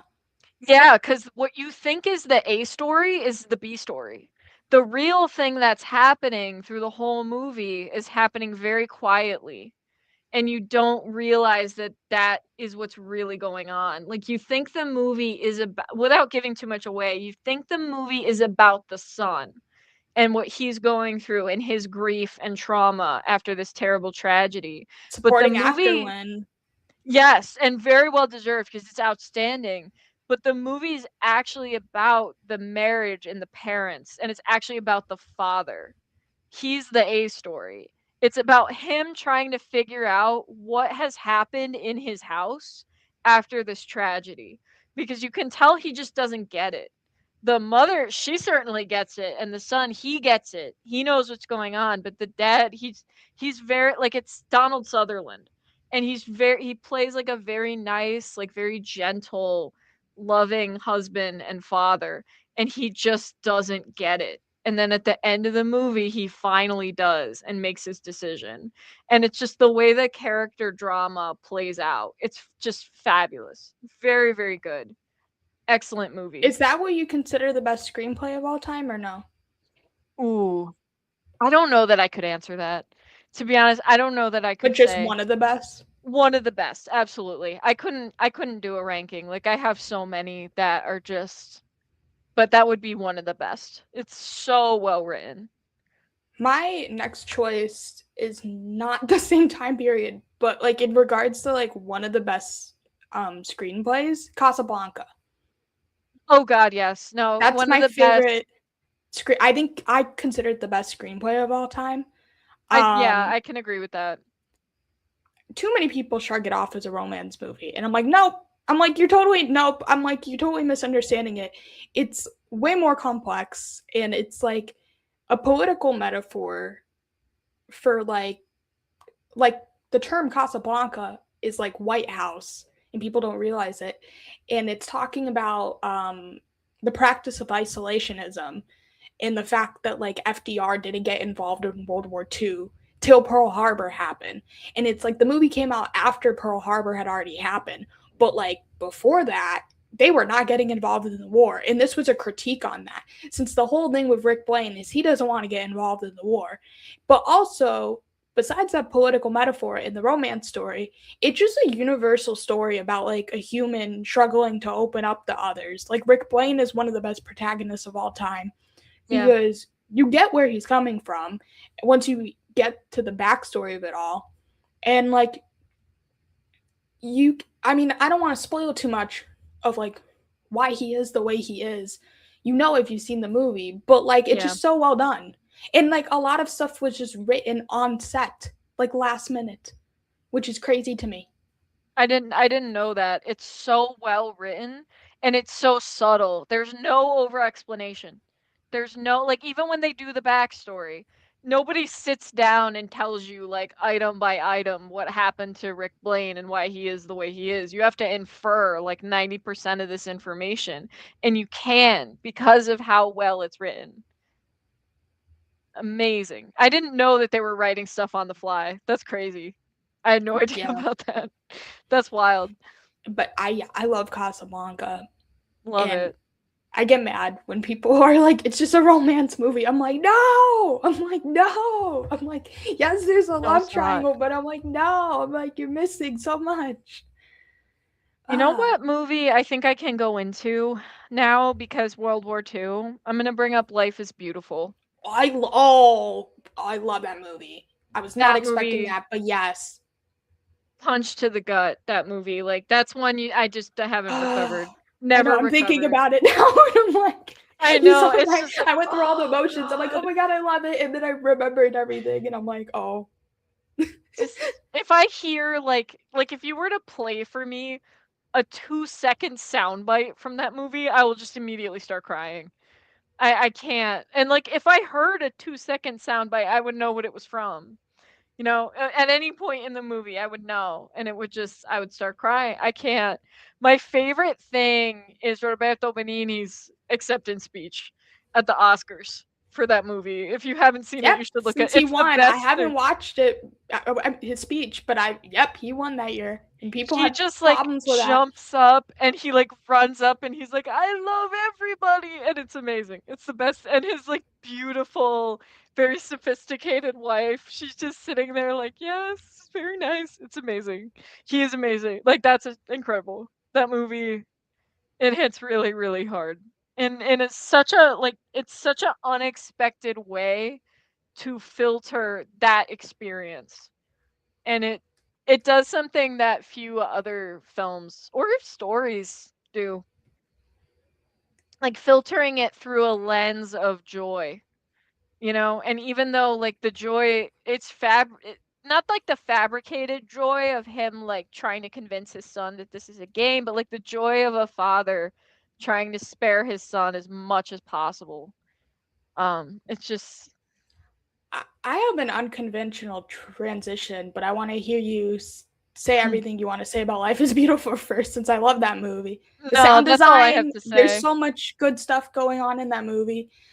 Oh my god. Yeah, Principessa, like, oh my, I quote Buongiorno, that so much. principessa. Yeah. Yeah. No, what's your transition? It's unconventional, but in the topic of like a kid not being aware of everything going on, Florida Project. That's my Oh favorite Sean yeah. Baker movie. Oh, I haven't seen it yet, and I've heard so many good things about it. It's my favorite A24 movie as well. Hmm. They I mean A24 has done so much for pioneering like indie, like as a pioneer for like Oh indie yeah. modern indie films. Um bef- but like yeah, around the time like Moon Knight, not Moon Knight. Moon Knight is Oscar Isaac. Moonlight with like one best picture. I think like Florida Project came out around that time, but like Sean Baker didn't really get the credit yet that he did with Honora quite yet, since it only was nominated for Willem Dafoe for supporting actor. And Hmm. then he did Red Rocket, he did Tangerine. That was his only nomination for the longest, is Willem Dafoe and supporting actor. And then Honora blew up. And I think people are like, you know what, Hmm. this guy is making good movies. We need to give him credit. And like, he's one of my favorite directors. Like, Yeah. that's another one where it's like, it might be controversial. He's my favorite. I always like when people ask like, what's your favorite director? Honestly, Sean Baker is up there. And now people know him from Nora, and that's their introduction to him. And a lot of people have this idea of who he is as a director. I don't think Nora is even his best work, like at all. And I think it's basically just like Nora is basically just subversive Pretty Woman. Like and it's not as nuanced of a take on like sex workers as his other movies are, like Florida Project and so on. But all of his movies are just such a good examination of just poverty in different areas of the US. Yeah. And Florida Project is like kind of like a modern day take on like Italian neorealism or like even French New Wave a bit. And it's like, I think all of his films is just you're watching everyday life unfold before his eyes. And with um with Florida Project you really get that. And it's, I mean, he just excels at like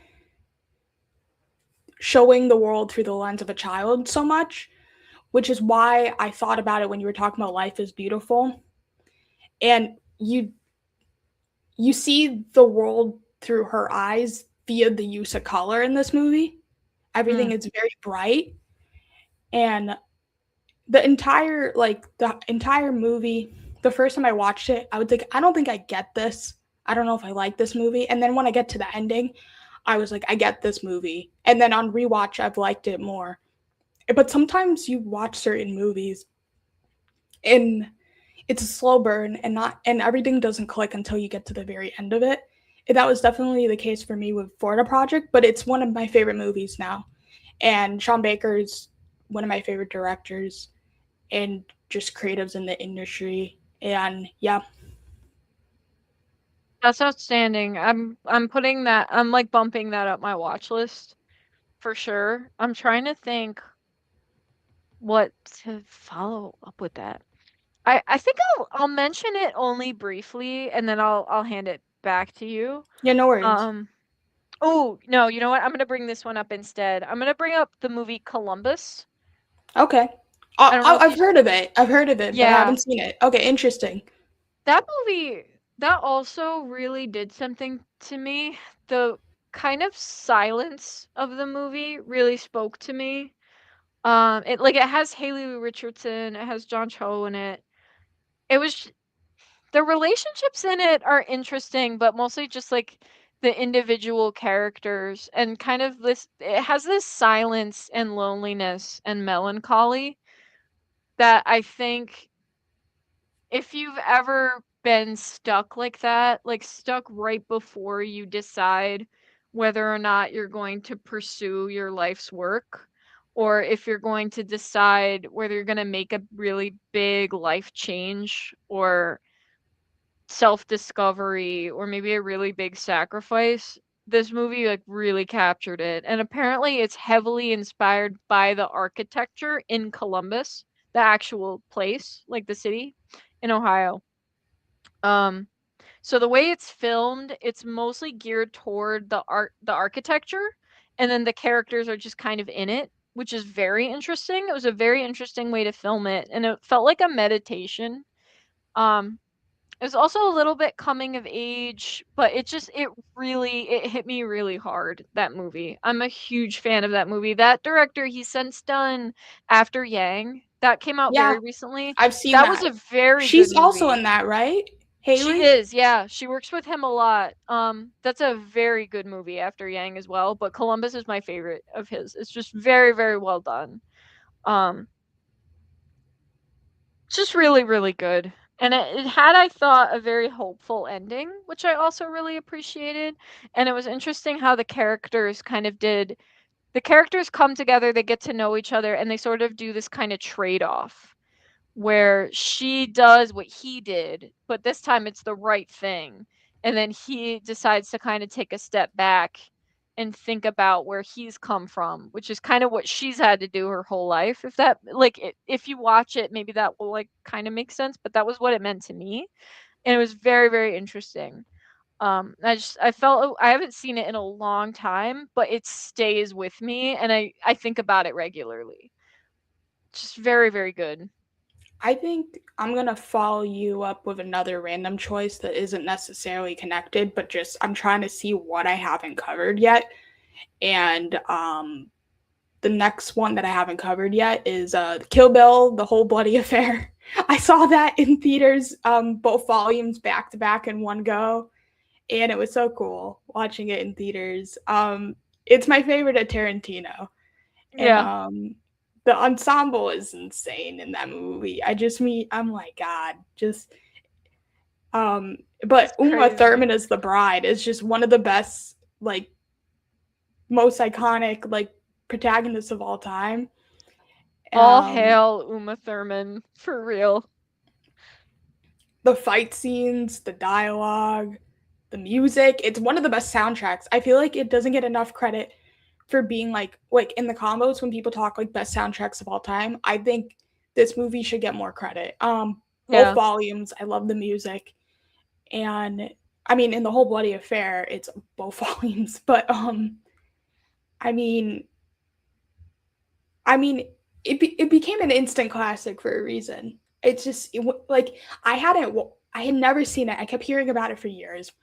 I know this is blasphemous what I'm about to say. The first time I ever watched it was on a plane, and I was like volume 1, and I was like this is awesome. And then I watched it at home again immediately once I like was done with that plane ride, and again, since then, I've seen the whole bloody affair on the big screen. So for those who are like, "How dare you watch it on a plane?" I've watched it on a big screen. I've watched it, but yeah, and I even watched that dumb Fortnite um short. Don't get me started on that.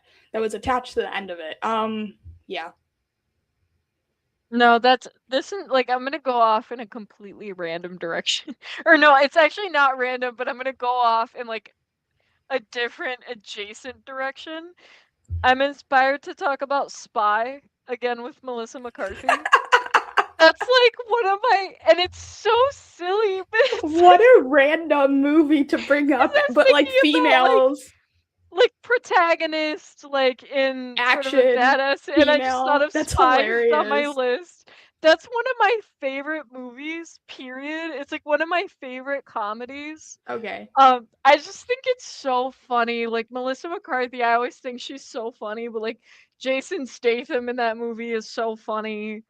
Everybody in, also Rose Byrne is hysterical in that movie. Like it's just so funny and there's so much about it that I thought was so relatable. Like in the beginning when she's still in love with Jude Law and they're like at dinner and he says something funny and then she laughs, but it's like really really loud. It's just like just funny things like that through the movie. I'm still waiting for the sequel. The thing is with comedy is it's like, and this goes into my next choice, is we have these movies where it's just like it sticks with us and it's like you can't explain but the humor just works for you. And it's like with my next movie, at least it's like I've seen it so many times, and it's like you either get it or you don't, kind of thing. Yeah. And it just um but yeah, I'm like I might just go into it now that I've been talking about it. I actually wanted to see if we could just do like just a 5 minute intermission real quick. I'll just turn my camera off Yeah, no worries. and I will be right back. Thank you, everybody. I'm excited. I felt like before we get into our top five. Did we? Yeah, I don't know if we got into top 5 quite yet, but I'm trying to think how many movies are left that I haven't covered. So, in regards to what I have not covered yet, um we have one,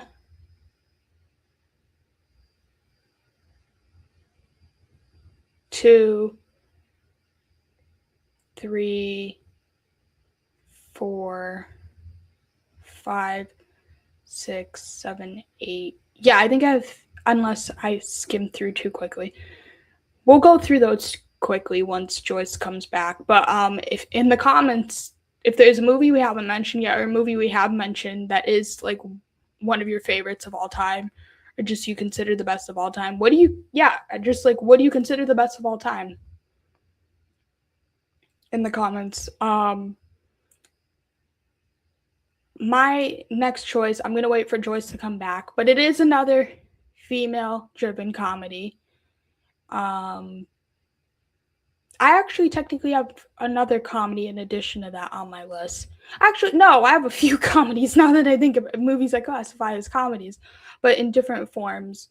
But yeah, I'm curious what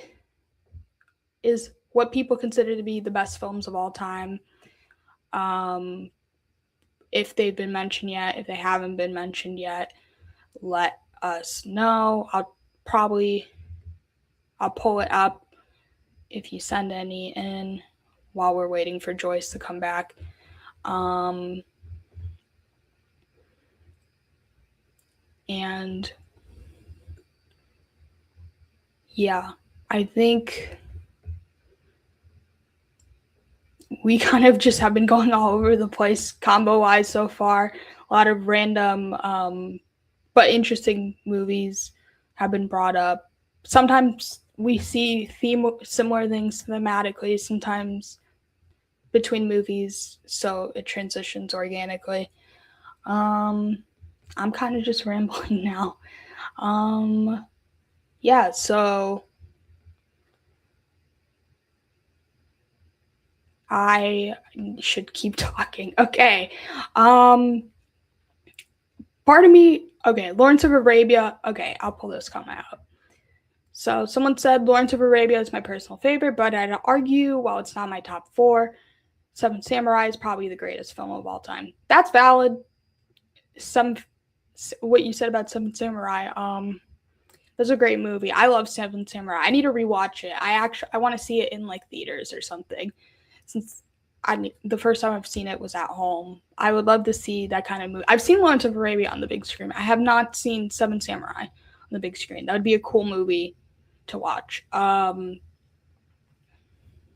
And yeah, I think Seven Samurai is like influential in regards to just like team up movies in general. I mean, if you look at just like a lot of westerns are inspired by Japanese cinema and samurai films. Um, Lawrence of Arabia, for better or for worse, is undeniably like very influential as well on like cinema history. And I mean, it's considered like one of the most epic films of all time. Same with Seven Samurai as well. And I'm trying to think if I have any movies like those that are considered like epic, like where it's like over 2 hours long. I guess Kill Bill, The Whole Bloody Affair would go into that category, which I mentioned already. Apocalypse Now, I guess, could maybe go into that camp as well. Yeah, those. Anybody else have any like favorite films of all time that have been mentioned yet or not been mentioned yet?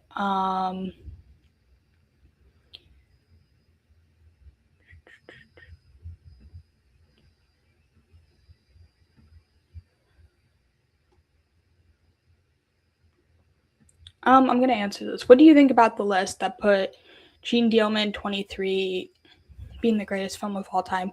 Isn't it the same list that had Citizen Kane as like one of the greatest films of all time as well? I have not seen this movie specifically, but like I feel like I know what you're talking about when you say list of mentioning this movie specifically. Um, Citizen Kane is not on my list of best films of all time, but I do love Citizen Kane. This one, I feel like there's another one that before Citizen Kane or after Citizen Kane, they put as like the greatest film of all time. Oh yeah, the BFI list, yeah. I can't remember what the other movie was, but they like change it every so often, like depending on like the time period and like societal changes or whatever. So yeah,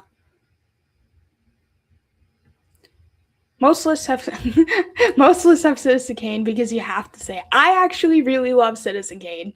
I I know you're gonna hate me for saying this. I really love, and I get why it's on the greatest film of all timeless.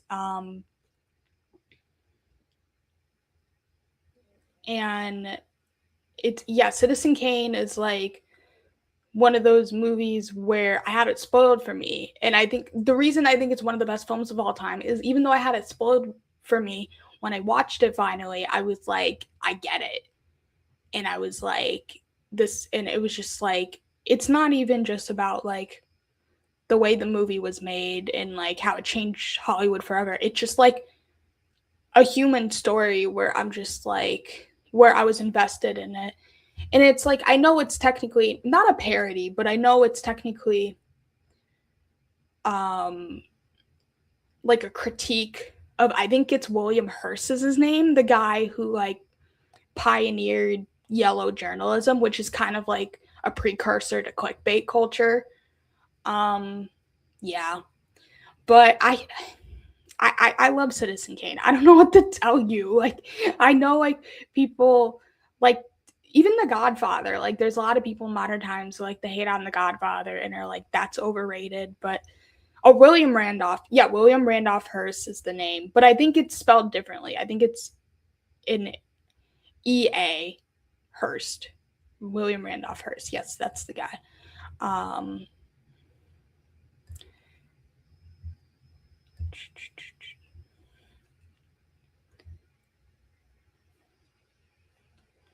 I will give this a shout out since I know Saul will be happy. Since I know you don't like Citizen Kane as much as some other stuff. I mean, as his other Orson Welles films. Um, yeah, so I guess check out The Third Man if you haven't seen it. Um, but yeah, I like Citizen Kane. I'm not gonna pretend like I don't like it. Similar to The Godfather, like a lot of females I talk to, like they hate on The Godfather and they're like it's dated and toxic masculinity, blah blah blah. I think it's one of the best films of all time. Same with Citizen Kane. And maybe that makes me basic, but I think they're great movies.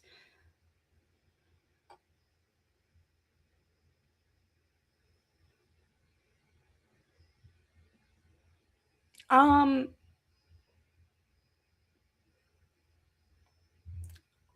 I'm trying to think what else is on that BFI list if I remember anything. Um, was like In the Mood for Love on that list, or am I crazy? Um, that seems like a movie that would be on that list.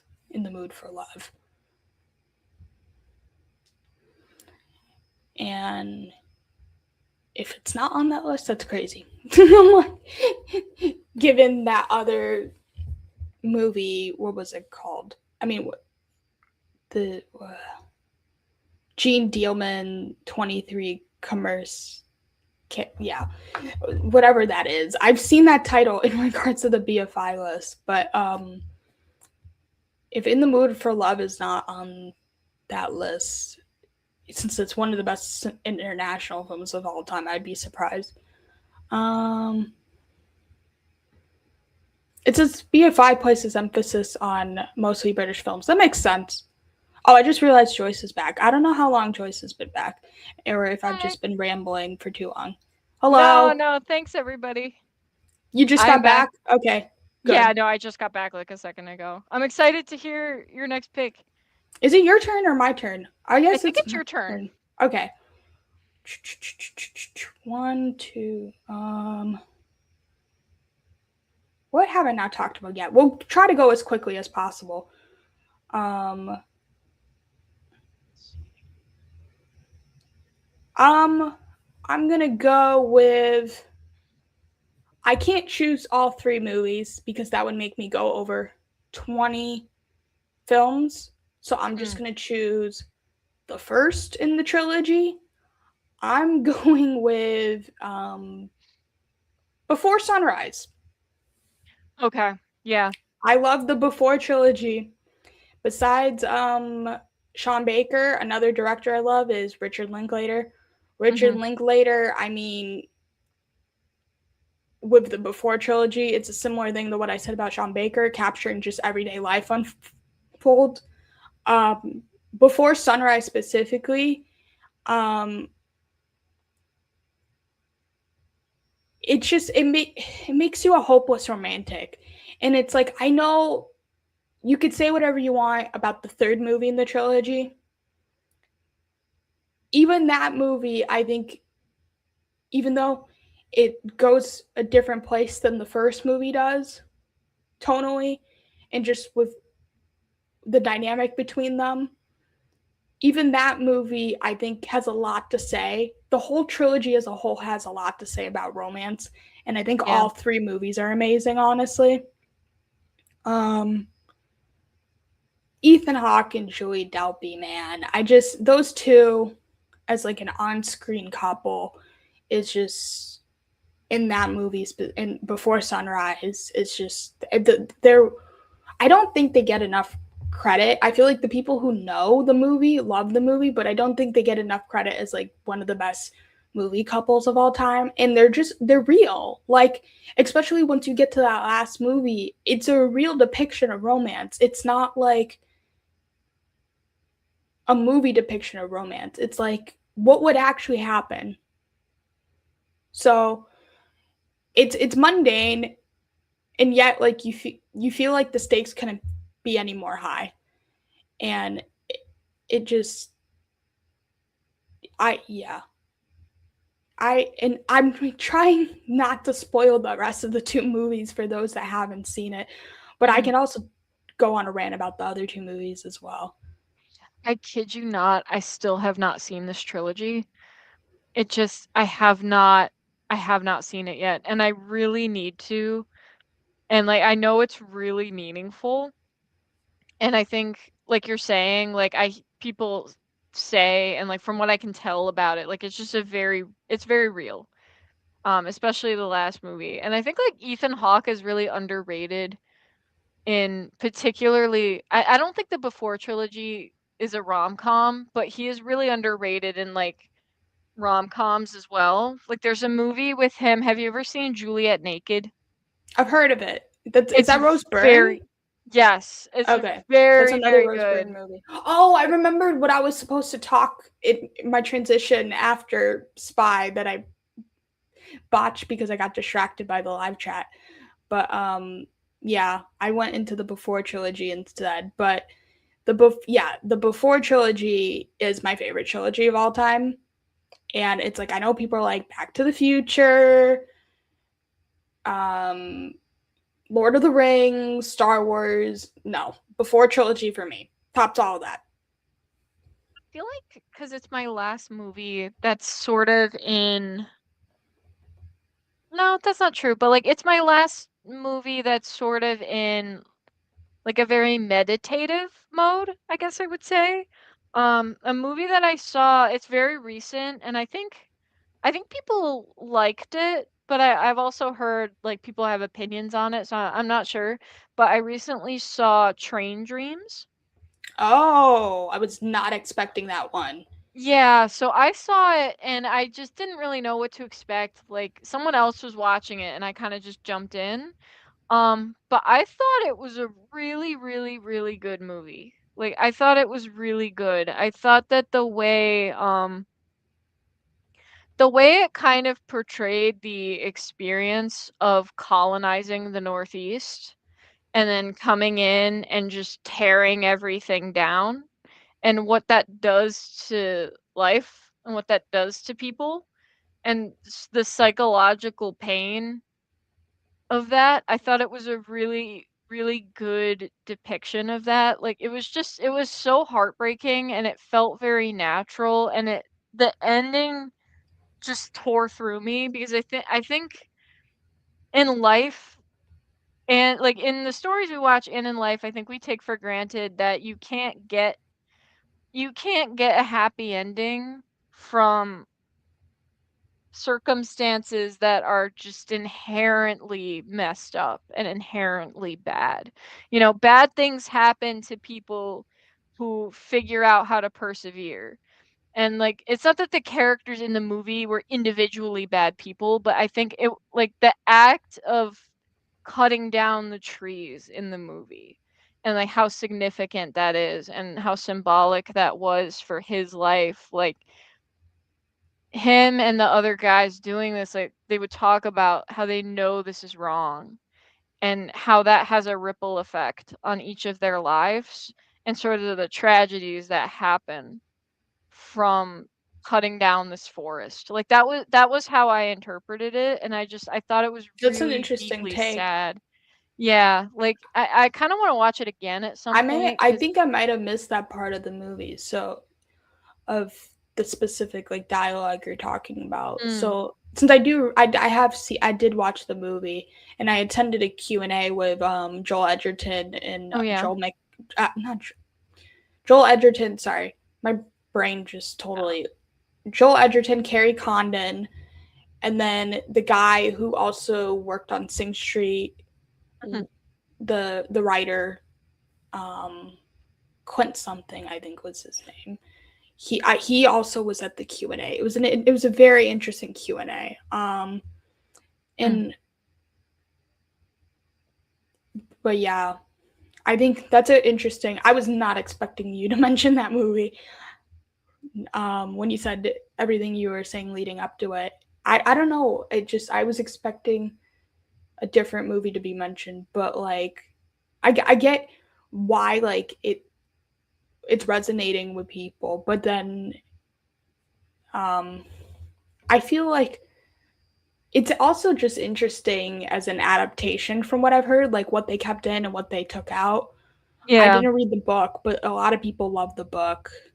Um, I'm trying Yeah, I to, think yeah. there's No, like a continue. lot of no, I think there's like a lot of like controversy around the movie, and I have not done my due diligence and followed that. I kind of just watched the movie and it just made me so deeply sad. And it felt like a personal sadness that few movies make me feel. I think it had that loneliness and that melancholy. The same thing actually that Columbus has. It kind of made me feel the same emotions. Just trying to find meaning in a displaced environment. Cuz like the way I interpreted it was none of these people are supposed to be here. And like there's that it's very subtle, but for me, I interpreted it as the whole message of the movie.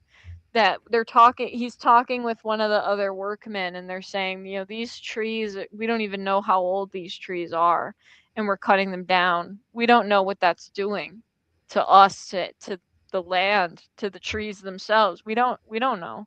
And it was just a very melancholy speech, but I thought, yeah, that's the point of a lot of things is like we go into ecosystems and we kind of just destroy everything to build Yeah, it's what a it kind of a bleak movie when you put it that yeah. way. I already thought it was kind of a bleak movie, Mm, but like, yeah, it's really sad. Like the it's more I think really about it and I sad. think about what you're saying, um, I don't have a good transition from this. I'm trying to think. I guess I will go into. I know we've been going way longer. Thank you for everyone who's sticking around and still listening. We'll try to wrap it up. Not rush through it, but like we're near the end. We've talked about a lot of movies. Sorry, I'm like losing my train of thought. I'm trying to think what I haven't done yet. And I am going with The Graduate. Yeah. That's my next movie I haven't done yet. I think that's one that may be controversial in the chat. I think we have a very specific idea of what a coming of age story is, and we think usually teens or tweens, like middle school, high school, you can be coming of age or trying to figure out who yourself is at any age in life. Hmm. And I think there's a lot of great like people like in their 20s or 30s like movies or TV shows or where like I would argue Sex in the City is a coming of age, Oh yeah. even though they're in Yeah. their 30s. And I know that's a TV show, but like in regards to like 20 specifically, besides The Graduate, I love Cha Cha Real Smooth. I love Saturday Night Fever. Everyone brushes that off as the disco movie. That movie is way darker than people realize. And it's a coming age story. I'm not going to go on my rant of someone figuring themselves out in their 20s as well. And I think in regards to like an adult technically experience like coming of age movie rather than a kid or a teen, I would argue the Barbie movie is a coming of age movie Oh yeah. since Yeah. the whole coming of age experience is being projected onto the Barbie. And I feel Yeah. like that's an aspect of the movie like people don't realize. It's like she's Yeah. processing the whole coming of age experience that like mostly female women go through. Mhm. And it's like she's processing that all out, like all, even though she's a doll, she's processing all of that out for the first time, and going through all of those emotions and being like, I'm not going to go on my whole Barbie rant, but like in regards to like movies that are technically coming of age movies or centered around adults, I think that falls into that category as well.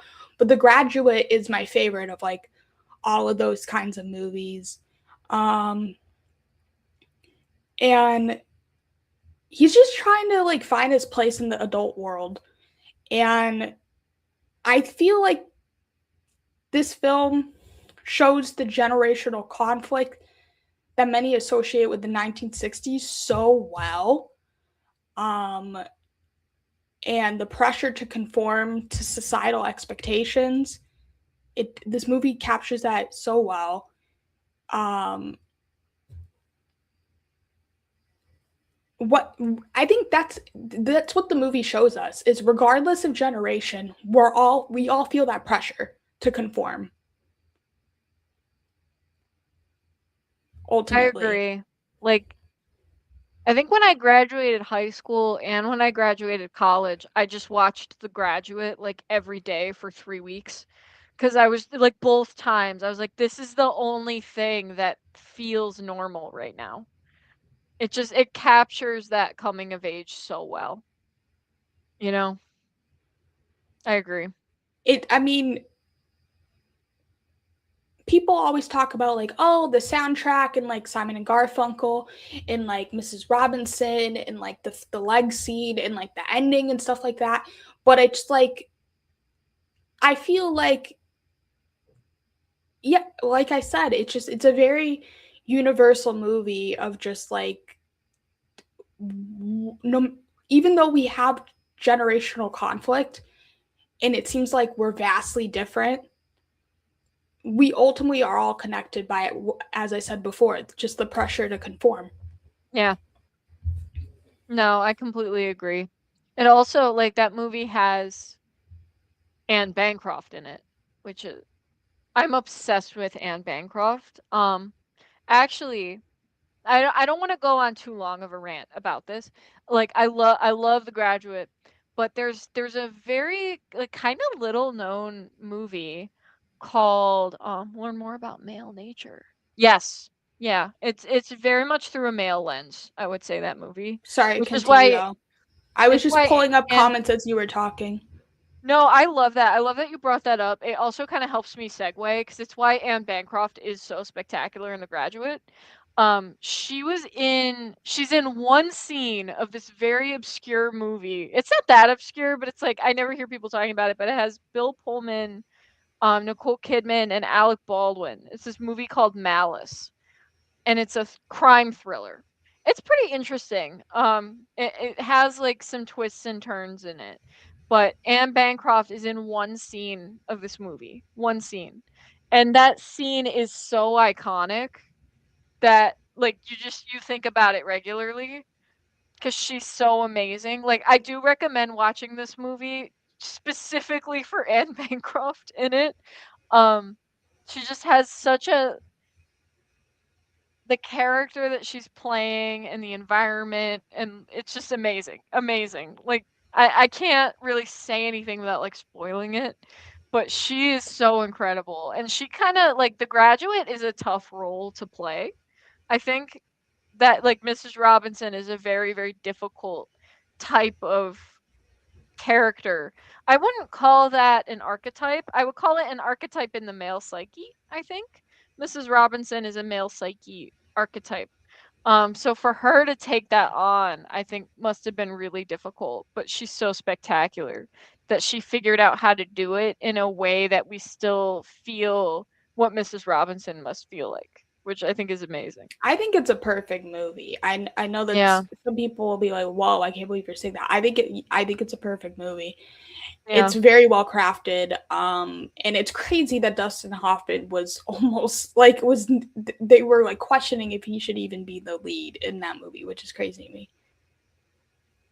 I'm trying to Um, think like what I would segue to. Oh, I know what I would segue to, actually. Unless, no, is you there go. any other No, Graduate keep thoughts? going. Okay. I think I heard you guys talking about In the Mood for Love actually when I came back on, and I do have a Wong Kar-wai film on here, but it's not the one that most people talk about, but it's my favorite of his, The Grandmaster.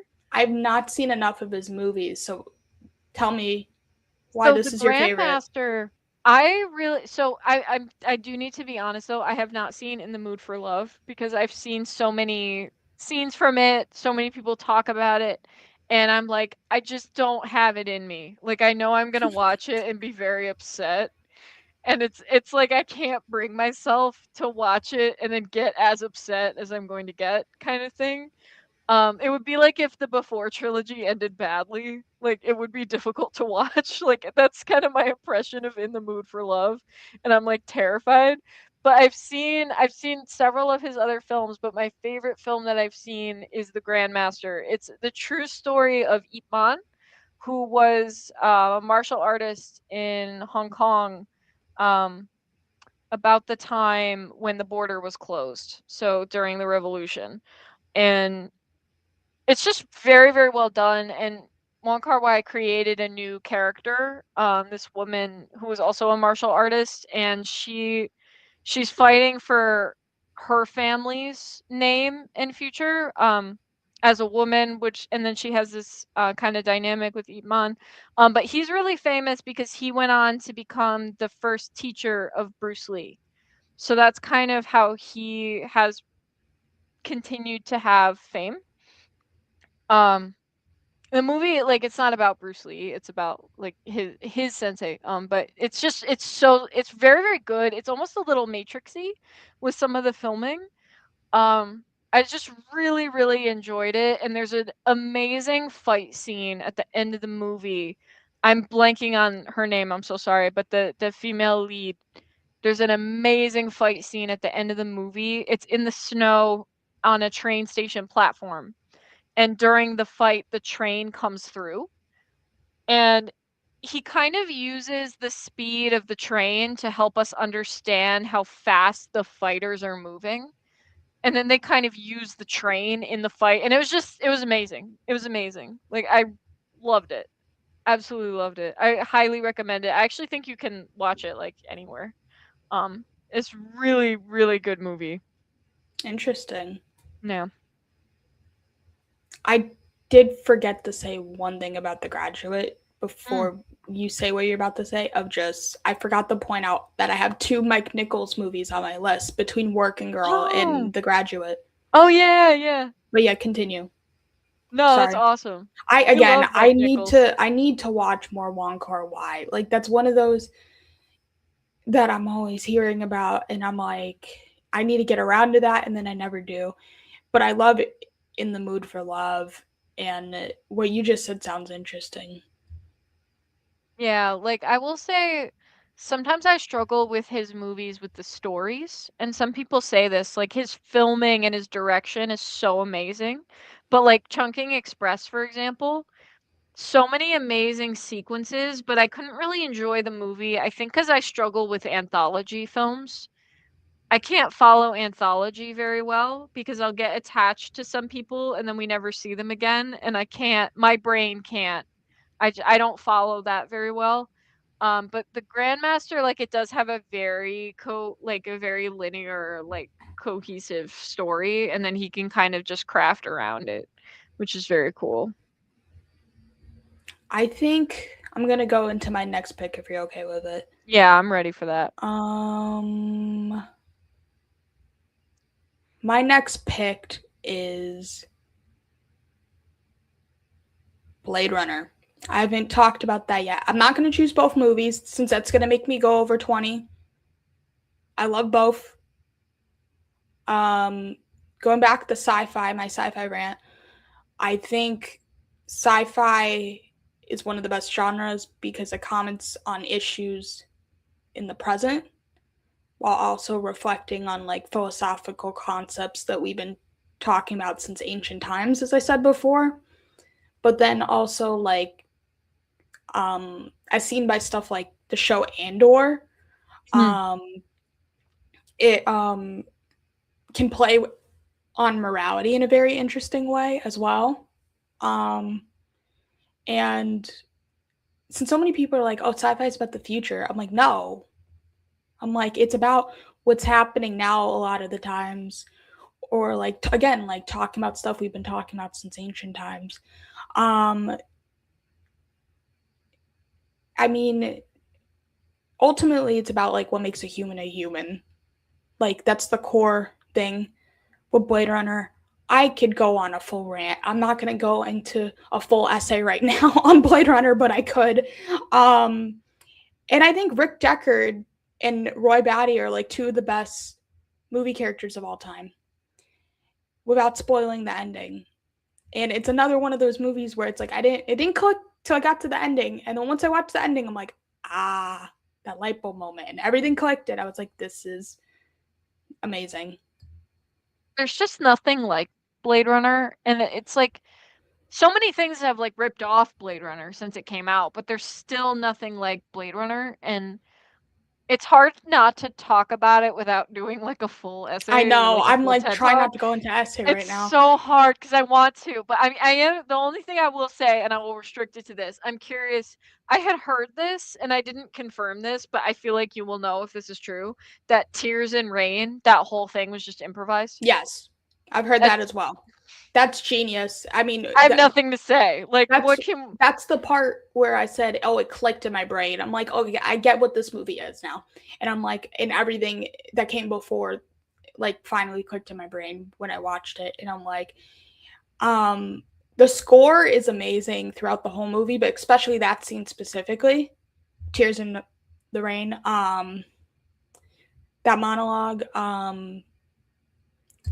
Yeah, I think there's so much to say, but I don't want to go on a full I essay know right exactly? now. It's like we need our own Blade I'm Runner like like, I'm trying to hold episode. myself back right now.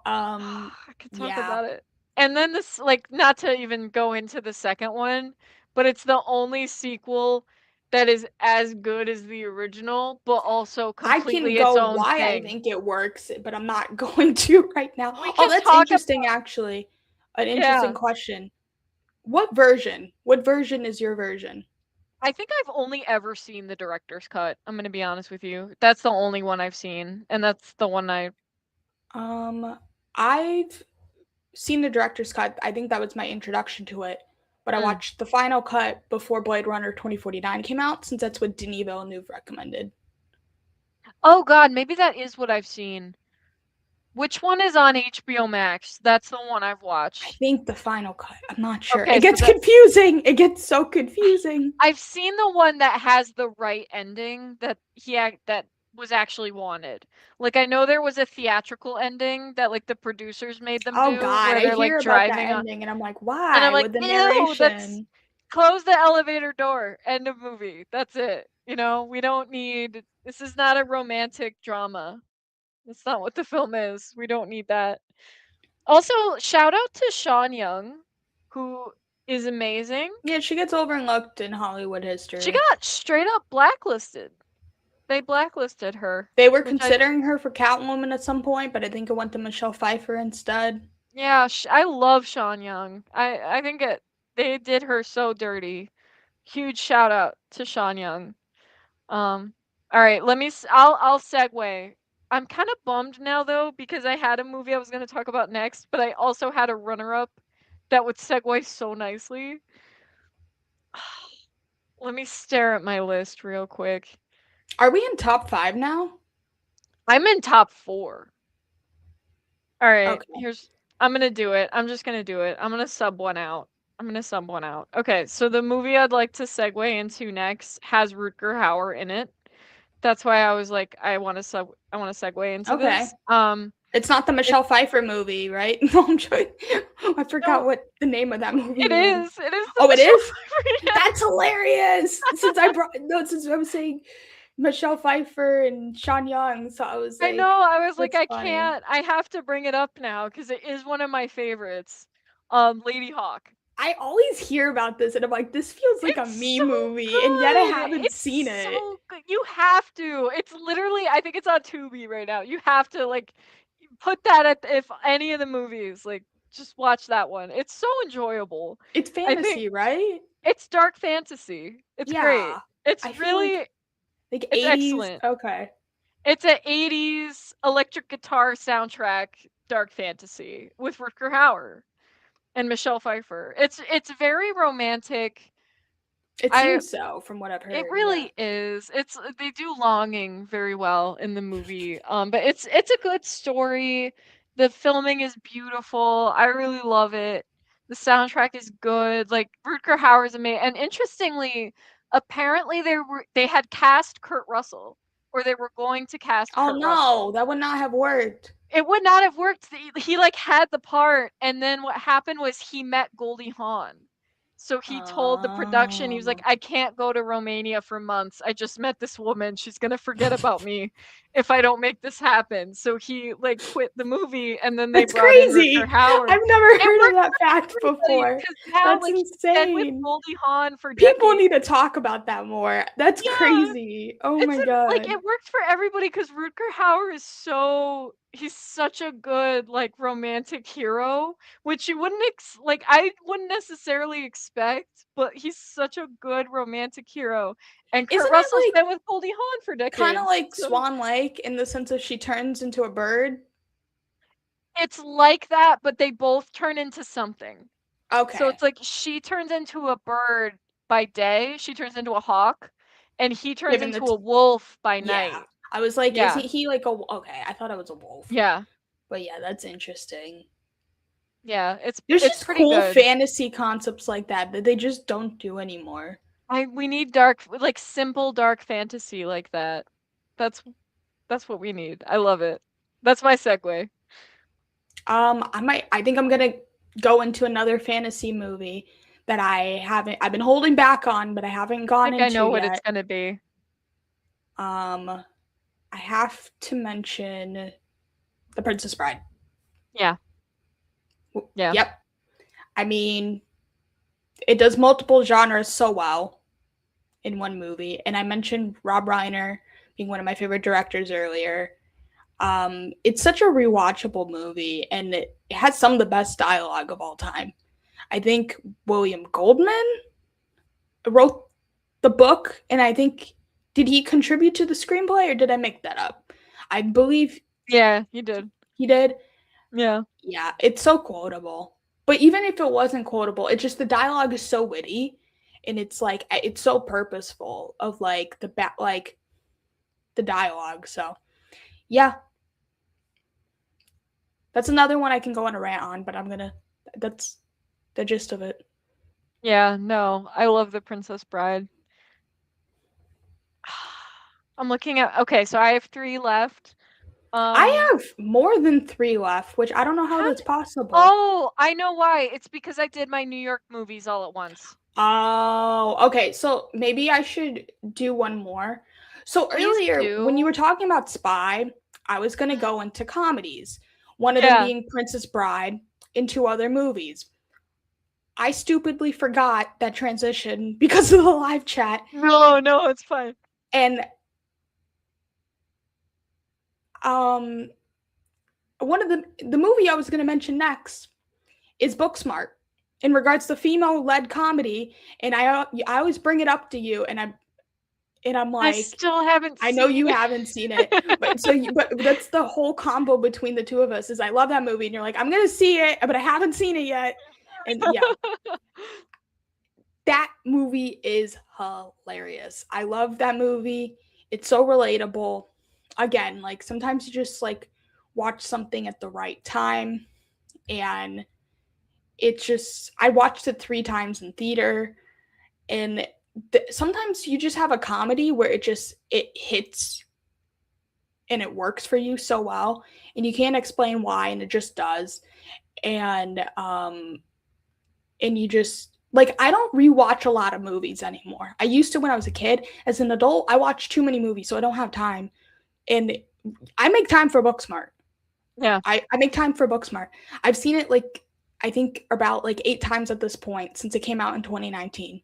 I also just think it's a smart high school movie without spoiling it, like structure wise, with like certain what like routes that they go with the movie. It's just clever. It could be very like one note and it's not. And it also just has one of the best soundtracks of all time. So Yeah, I really gotta check it out. I gotta stop saying I'm gonna check it out and like actually watch this movie. it used to be on streaming, like it used to be on Hulu and it's not anymore, unfortunately. Okay. And they even took off the official Spotify playlist off of Spotify, which pisses me off. Like they literally like Olivia Wilde talked about the soundtrack choices for the movie with Spotify. And like Mm. the playlist included like her talking about it and they removed it. And I'm like after like 5 years or something. And I'm like, oh, I guess this movie is no longer relevant. Let's just remove it from Hulu and then There's totally no remove need it to from do that. Spotify. And I'm like, I'm worried it's just gonna get lost in history. I'm just like, which is a bummer. I'm like, but I hope with I hope with the Invite coming out, which is Olivia Mm. Wilde's new movie, people see that and they're like, oh, I want to check Booksmart out. So I'm sure that will happen. I almost wonder, like, did she negotiate with another streaming service? Like, maybe it's on Apple Music no, now or you something? can no, it's you have to rent it if you want to watch it now. Uh, oh no, like the soundtrack. Like maybe it's Oh, on the like Apple soundtrack? Music or something. No, the soundtrack is still on Spotify. It's just the official playlist with like her Oh, okay. commentary of like the choices that she made with like the composer Dan the Automator, I think was his name. Like that's removed from Spotify completely, and I'm like, that's bizarre. I was like, I have my own playlist. Don't get me wrong, I love the soundtrack that I have, but it doesn't have like Olivia Wilde talking, which is Oh, I like resent that they removed that. I know it's like so annoying. I'm like, that's the problem with streaming is nothing's like permanent, and that's why so many people are like physical media, like because they Mm. could remove anything at any point. So yeah, now I have 4 movies left. One, two. I mean not four, three. You have 3 movies left. I have I 3. Do you want to do one more? I don't really have a good segue, so maybe one more for you, and then we'll both have 3. oh another comedy. The other comedy I was going to talk about, Singing in the Rain. Oh God, we've talked about Singing in the Rain. I love Singing in the Since Rain. you and I both love Princess Bride and Singing in the Rain, um, to me, Singing in the Rain is the ultimate feel good movie. I Yes. could go on a whole essay about Singing in the Rain, of like why it's so important for the musical genre, and like it's not just simply a feel good movie, but also just like what it says about Hollywood and like the transition from silent films to talkies and like how it captures that period so well and how the use of sound is very clever in the movie. Um like this transition from silent film to talkies, people were hesitant about it. And that's what this whole movie is about, is showing you it's a whole comedy about how people were hesitant to this change. And there's been so many industry changes since then. Think Yeah. about stuff like we're talking about AI now, streaming. There was a point where like people were concerned about I don't know, like there's been so many changes throughout time, like DVD and VHS and like whatever else, like CGI, like there's been so many changes, and you always hear the convo of like, oh, this is the end of cinema. Cinema is like, it's about to be dead now. And it's like, people said that with the transition to silent film to talkies. And there was critics that were hesitant to it. And then there was even some people who were hesitant to it who made musicals who were like, no, we got to use this as a time of innovation. And that's what this whole movie is about. It's like making the best of, like, instead of crying in the rain, it's better to just sing in the rain. Like, and like use it as an opportunity, see how you can be innovative. And like this movie is innovative, like with the way it uses sound and like all the other elements of film as well. And also it just has like it's there's so much, just it's just a really well made movie. But then also I love just seeing Gene Kelly perform, like on a very superficial level. Like when I was a kid and I was 4 years old and I watched this movie for the first time, did I understand all that stuff about film history that I just mentioned? No. I just was like, I love watching Gene Kelly perform and I want to see this again. Like, He was truly one of the best performers. and there's all the bright Truly. colors and stuff. Yeah. And it's like, that's truly like what got me into movies, was like when I watched that as a kid. So, yeah. And then you can go into your 3 movies now. I truly miss Technicolor so much. It's not even funny. I guess I have 3 left. I'm gonna talk about this one. It's completely off the theme that we've been on the last few movies, but I'm gonna talk about it right now, and That's my then fault. So I should have brought up those comedies after Spy, and I didn't. no, I think the back and forth is kind of good. Like we're getting in a lot. The movie I want to talk about, it's called Barbara. It's a German film. It takes place during the Cold War. It takes place in East Germany during the Cold War. It has this actress in it. At the time, she's a German actress. Now I'm seeing her in films on our side of the pond. She's done some Q&As. She was in Hedda actually, and she did a Q&A Oh, here Nina recently. Haas? Nina Haas. Yeah, I she's in this okay. movie. She's also in another Wait, movie called you said you Phoenix. saw her in a Q&A? She did the Q&A and I couldn't make it, and I was so Since bummed I because saw I the loved Q&A with her. Nina Haas. You saw it? I'm so jealous. I wanted to go so bad. I like tried, I couldn't make it, but I wanted to go so bad because I've loved her for so long. She's in actually 2 movies. The Barbara is not as famous as Phoenix. Phoenix is an I actually I probably don't should know have put about that on my either of these list. 2 movies. I only know her for like her American films like Tar and Phoenix. Hedda. Okay. That's right, she's in Tar. I couldn't think of what it was. She's in Tar, but she's in this movie called Phoenix, and it's about a Holocaust survivor. And she's Okay. had to have her face reconstructed because Wow. of Okay. injuries. And she finds her husband from before the war, and he doesn't recognize her because of the reconstruction, and she's trying to figure out if he's the one who gave her up. And what about Barbara? What's that? Barbara is takes place during the Cold War, and she's a spy, and she's Okay. in East Germany, and she's a spy, but she's also a doctor. So she recently got out of prison for like being a freedom fighter, basically, and now she's working in this like know nothing little hospital in some little town. And she meets this other doctor who's really interested in her. So it has a romantic subplot. It's one of those movies where you're just with her the whole time, but she's never saying anything. So I'm you don't so know glad you're how putting she this on my feels. radar. Since I It's always amazing. hear like, again, she's not like a mainstream actor, but like the people who like like know international films and indie films always are saying things like, "Oh, Nina Haas is great," and I'm like, I only know her from Hedda and Tar, and I'm like, I want to check out more of her work, and she's awesome when I saw her in person, and I'm like, I don't even know what to check out if I wanted to. So now I know I'm Barbara and Phoenix. Barbara and Phoenix, like I'm very lucky. Growing up, my mom was always really, really good at finding excellent movies. And she was never the type where she'd be like, oh, it has subtitles. I'm not going to watch it. Like, I can't stand these people. So she would find like these really, really good movies in every language, every market. So I grew up with a really nice, like, film education, which is good. But definitely check these two. Like, Barbara is so good because you're with her the whole time and you don't know what she's thinking because she won't say anything. You don't know how she feels about what's happening until the last shot of the movie. And it's Very brilliant. interesting. Okay. Absolutely brilliant. Phoenix is I a completely different movie. It has the same two actors in it, but it's a completely different movie and it will rip your heart out. It's amazing. I have an international film on my list that I want to end with last, so I'm not going to Mm. mention it next.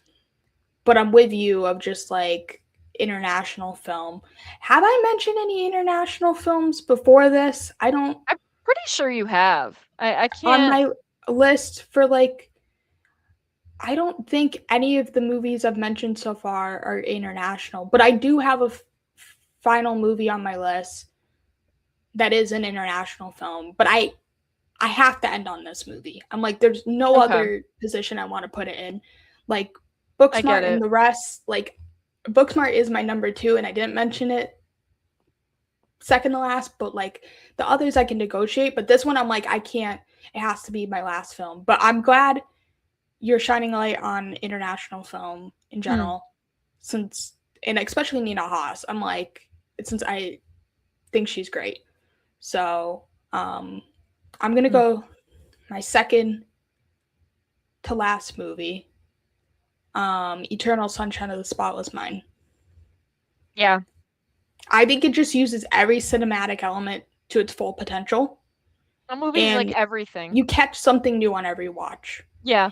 And it proves sci-fi is more than just robots, time travel, and space.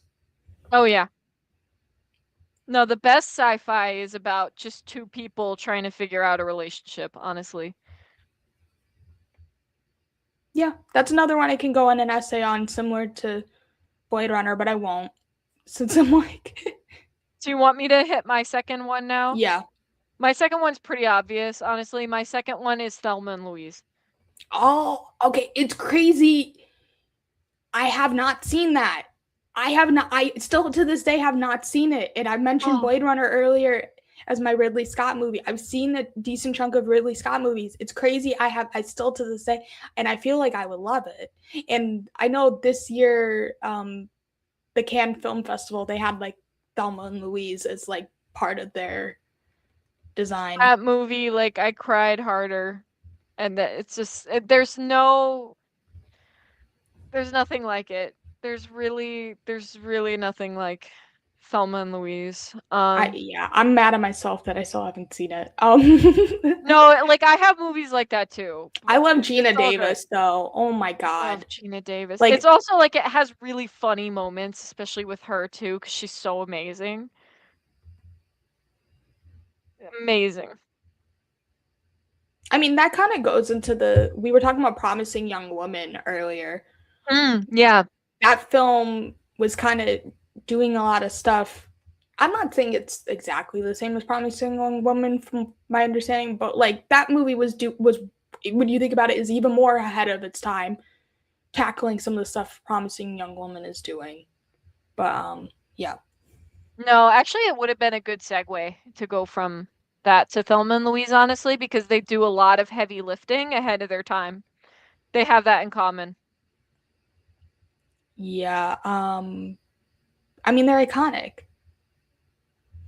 Yeah, there's just nothing like nothing will ever be that ever again, you know? So Yeah. that's your favorite Ridley Scott. Interesting we both have Ridley Scott on our list, but two different movies. Yeah, I mean, I love Blade Runner, but like Thelma and Louise is my number one. Like, Okay. honestly, I got really frustrated with him, 'cause I heard some stuff about his treatment of Sean Young on the set of Blade God. Runner, and I got really, really angry, and I was like, F Ridley Scott, and I'm still like that, but the fact that he made Thelma and Louise, like, I can't discount Thelma and Louise just because he I know made that's it. the Like, it's an problem with so amazing movie. many like filmmakers. Like even like you can make an argument that everyone is problematic to some degree. Like even Sean Baker is getting stuff recently, and I'm like, ugh. I'm like, why? I'm like, I'm like, it's that's the bummer with like especially doing these lists, because you don't want to come off like you're praising problematic people, but it's also like if their work is amazing, their work is amazing. So it's like, and For there's other sure. people who work on a film besides a director. It's a collaborative group effort. So yeah.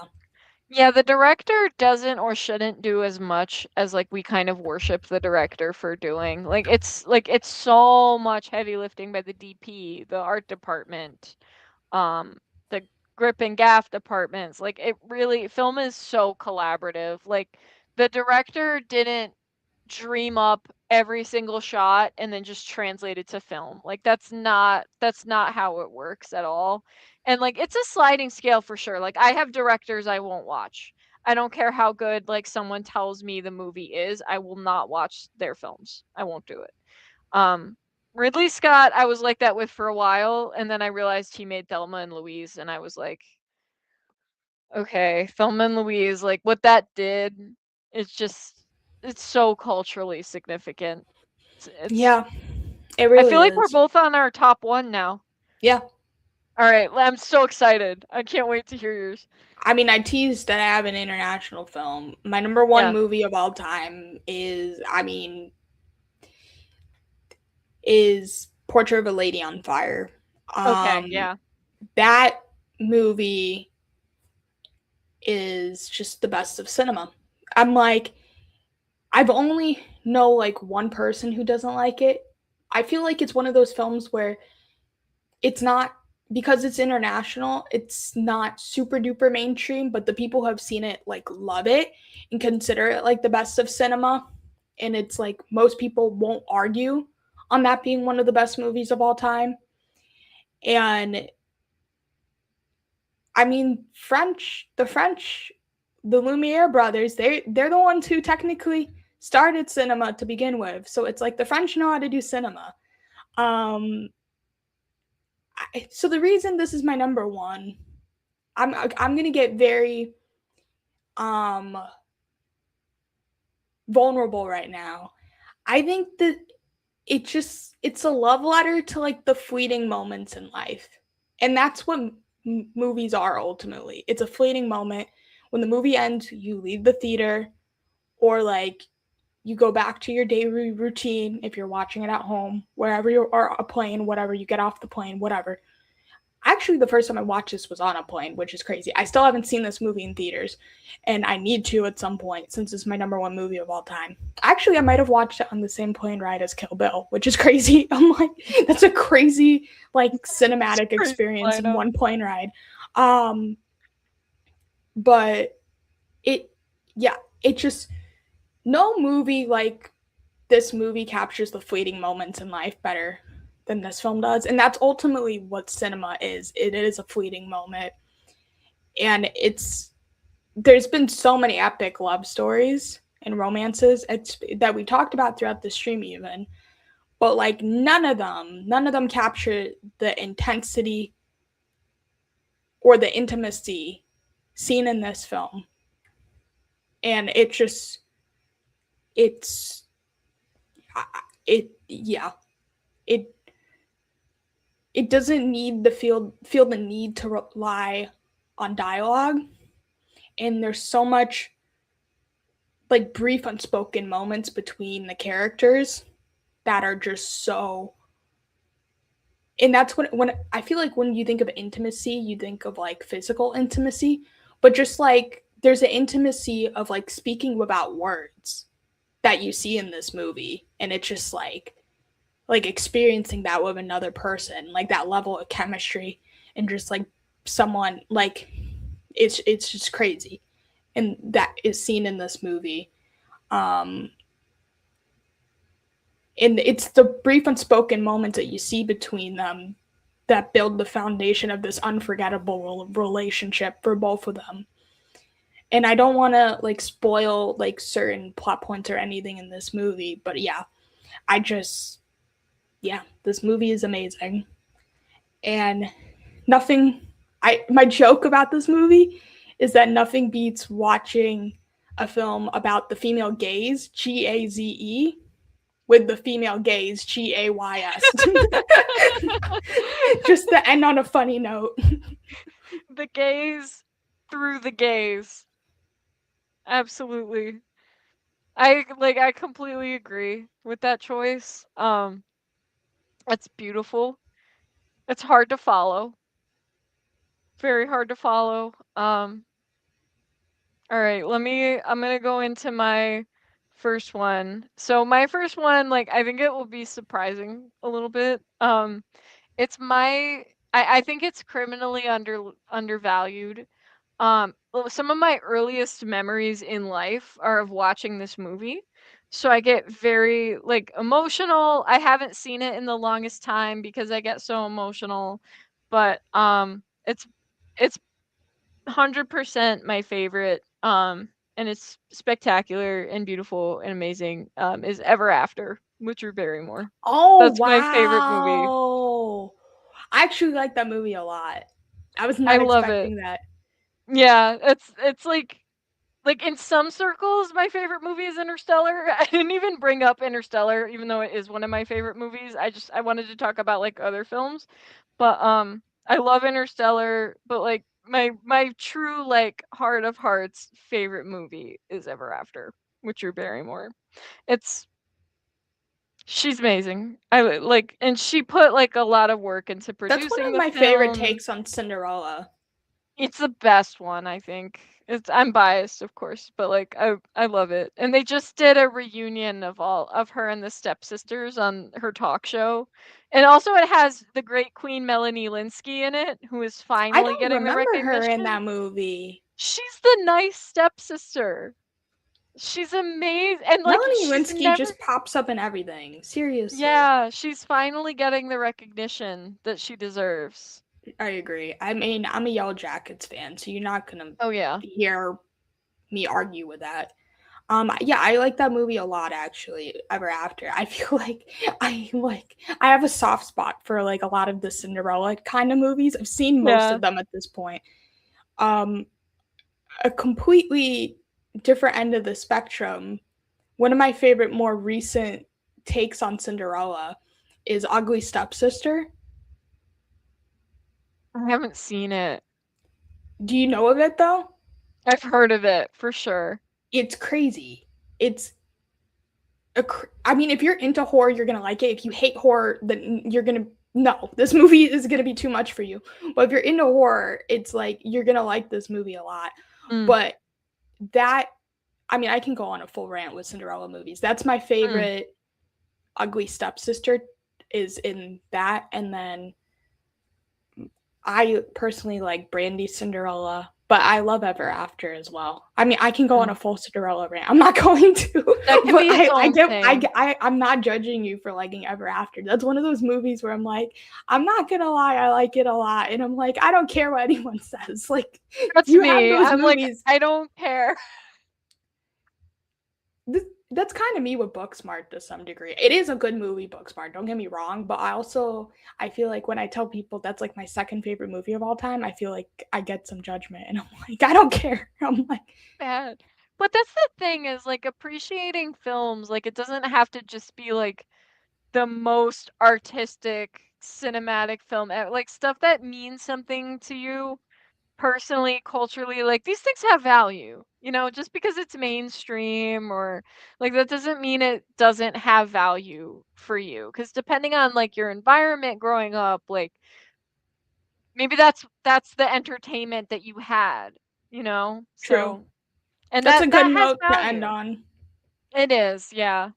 I'm sad, like totally off topic. I'm sad we didn't get to talk about Backrooms at all. I almost put it on the list. I swear.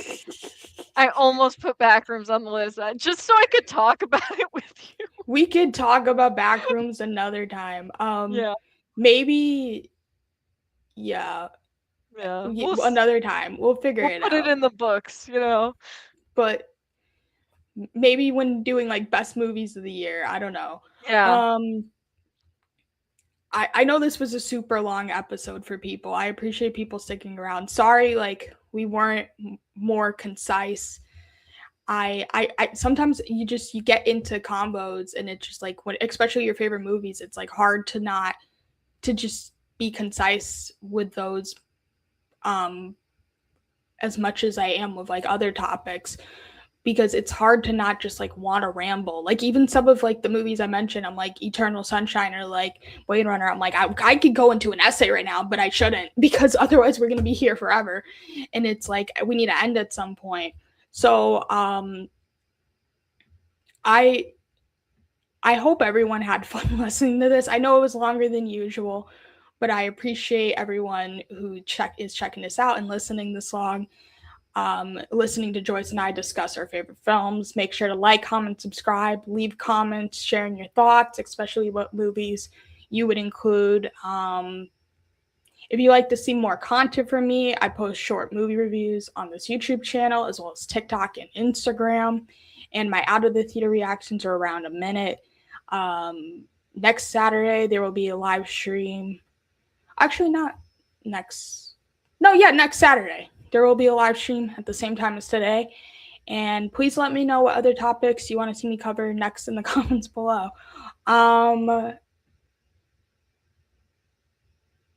Joyce, is there anything you'd like to plug?